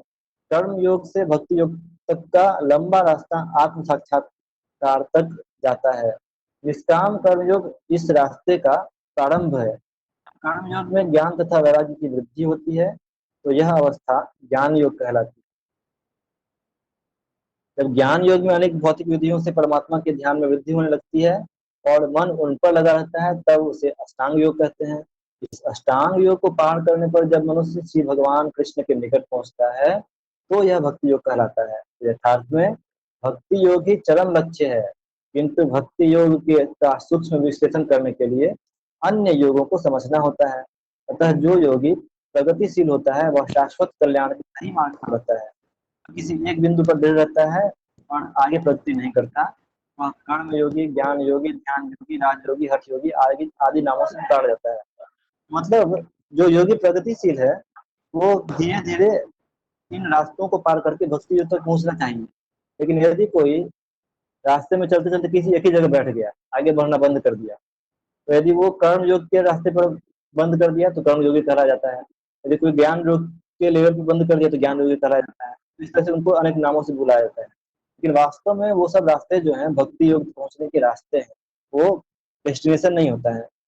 इसीलिए फिर प्रभा लिखते हैं, यदि कोई इतना भाग्यशाली होता है कि भक्ति योग को प्राप्त हो सके तो यह समझना चाहिए कि उसने समस्त योगों को पार कर लिया है। अतः कृष्ण भावना भावित होना योग की सर्वोच्च अवस्था है। ठीक उसी तरह जैसे हम यह कहते हैं कि विश्व भर के पर्वतों में हिमालय सबसे ऊंचा है, जिसकी सर्वोच्च चोटी एवरेस्ट है, तो कोई विरला भाग्यशाली ही वैदिक विधान के अनुसार भक्ति योग के पथ को स्वीकार करके कृष्ण भावना भावित हो पाता है। आदर्श योगी श्याम सुंदर कृष्ण पर अपना ध्यान एकाग्र करता है, जो बादल के समान सुंदर वर्ण वाले हैं, जिनका कमल सदृश मुख सूर्य के समान तेजवान है, जिनका वस्त्र रत्नों से प्रभापूर्ण है, जिनका शरीर फूलों की माला से सुशोभित है, उनके अंगों को प्रदीप्त करने वाले उनकी ज्योति ब्रह्म ज्योति कहलाती है। वे राम, नृसिंह, वराह तथा श्री भगवान कृष्ण आदि विभिन्न रूपों में अवतरित होते हैं। वे सामान्य व्यक्ति की भांति ये माता यशोदा के पुत्र रूप में जन्म ग्रहण करते हैं और कृष्ण, गोविंद तथा वासुदेव के नाम से जाने जाते हैं। वे पूर्ण बालक, पूर्ण पति, पूर्ण सखा तथा पूर्ण स्वामी हैं और वे समस्त ऐश्वर्यों तथा दिव्य गुणों से ओतप्रोत हैं। जो श्री भगवान के इन गुणों से पूर्णतया अभिज्ञ रहता है वह सर्वोच्च योगी कहलाता है। यहाँ पर अभिज्ञ नहीं होगा, यहाँ पे जो परिचित रहेगा वह होगा। योग की यह सर्वोच्च दशा केवल भक्ति योग से ही प्राप्त की जा सकती है, जिसकी पुष्टि वैदिक साहित्य से होती है।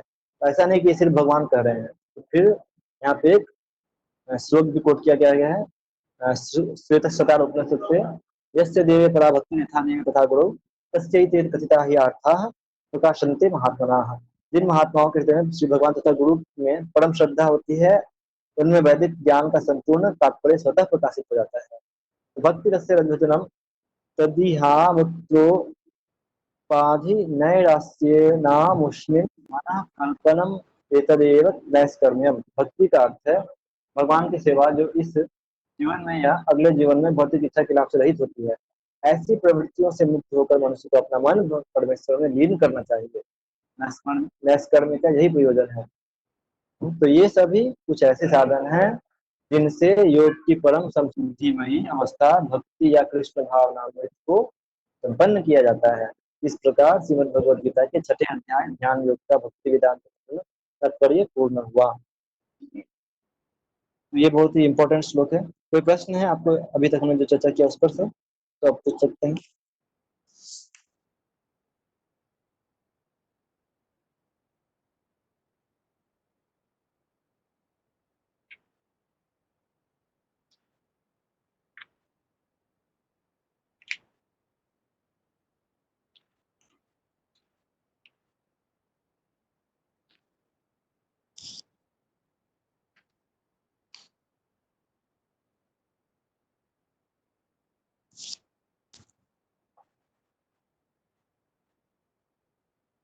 ओके, नो क्वेश्चंस, तो देन वी एंड हियर। फिर कल हम लोग कंटिन्यू करेंगे 7वें चैप्टर से। श्री प्रभुपाद की जय। श्रीमद् भगवद जय वाचा जय। कल्पतरुभ्यश्च पावनेभ्यो वैष्णवेभ्यो नमो नमः। अनंत कोटि वैष्णव।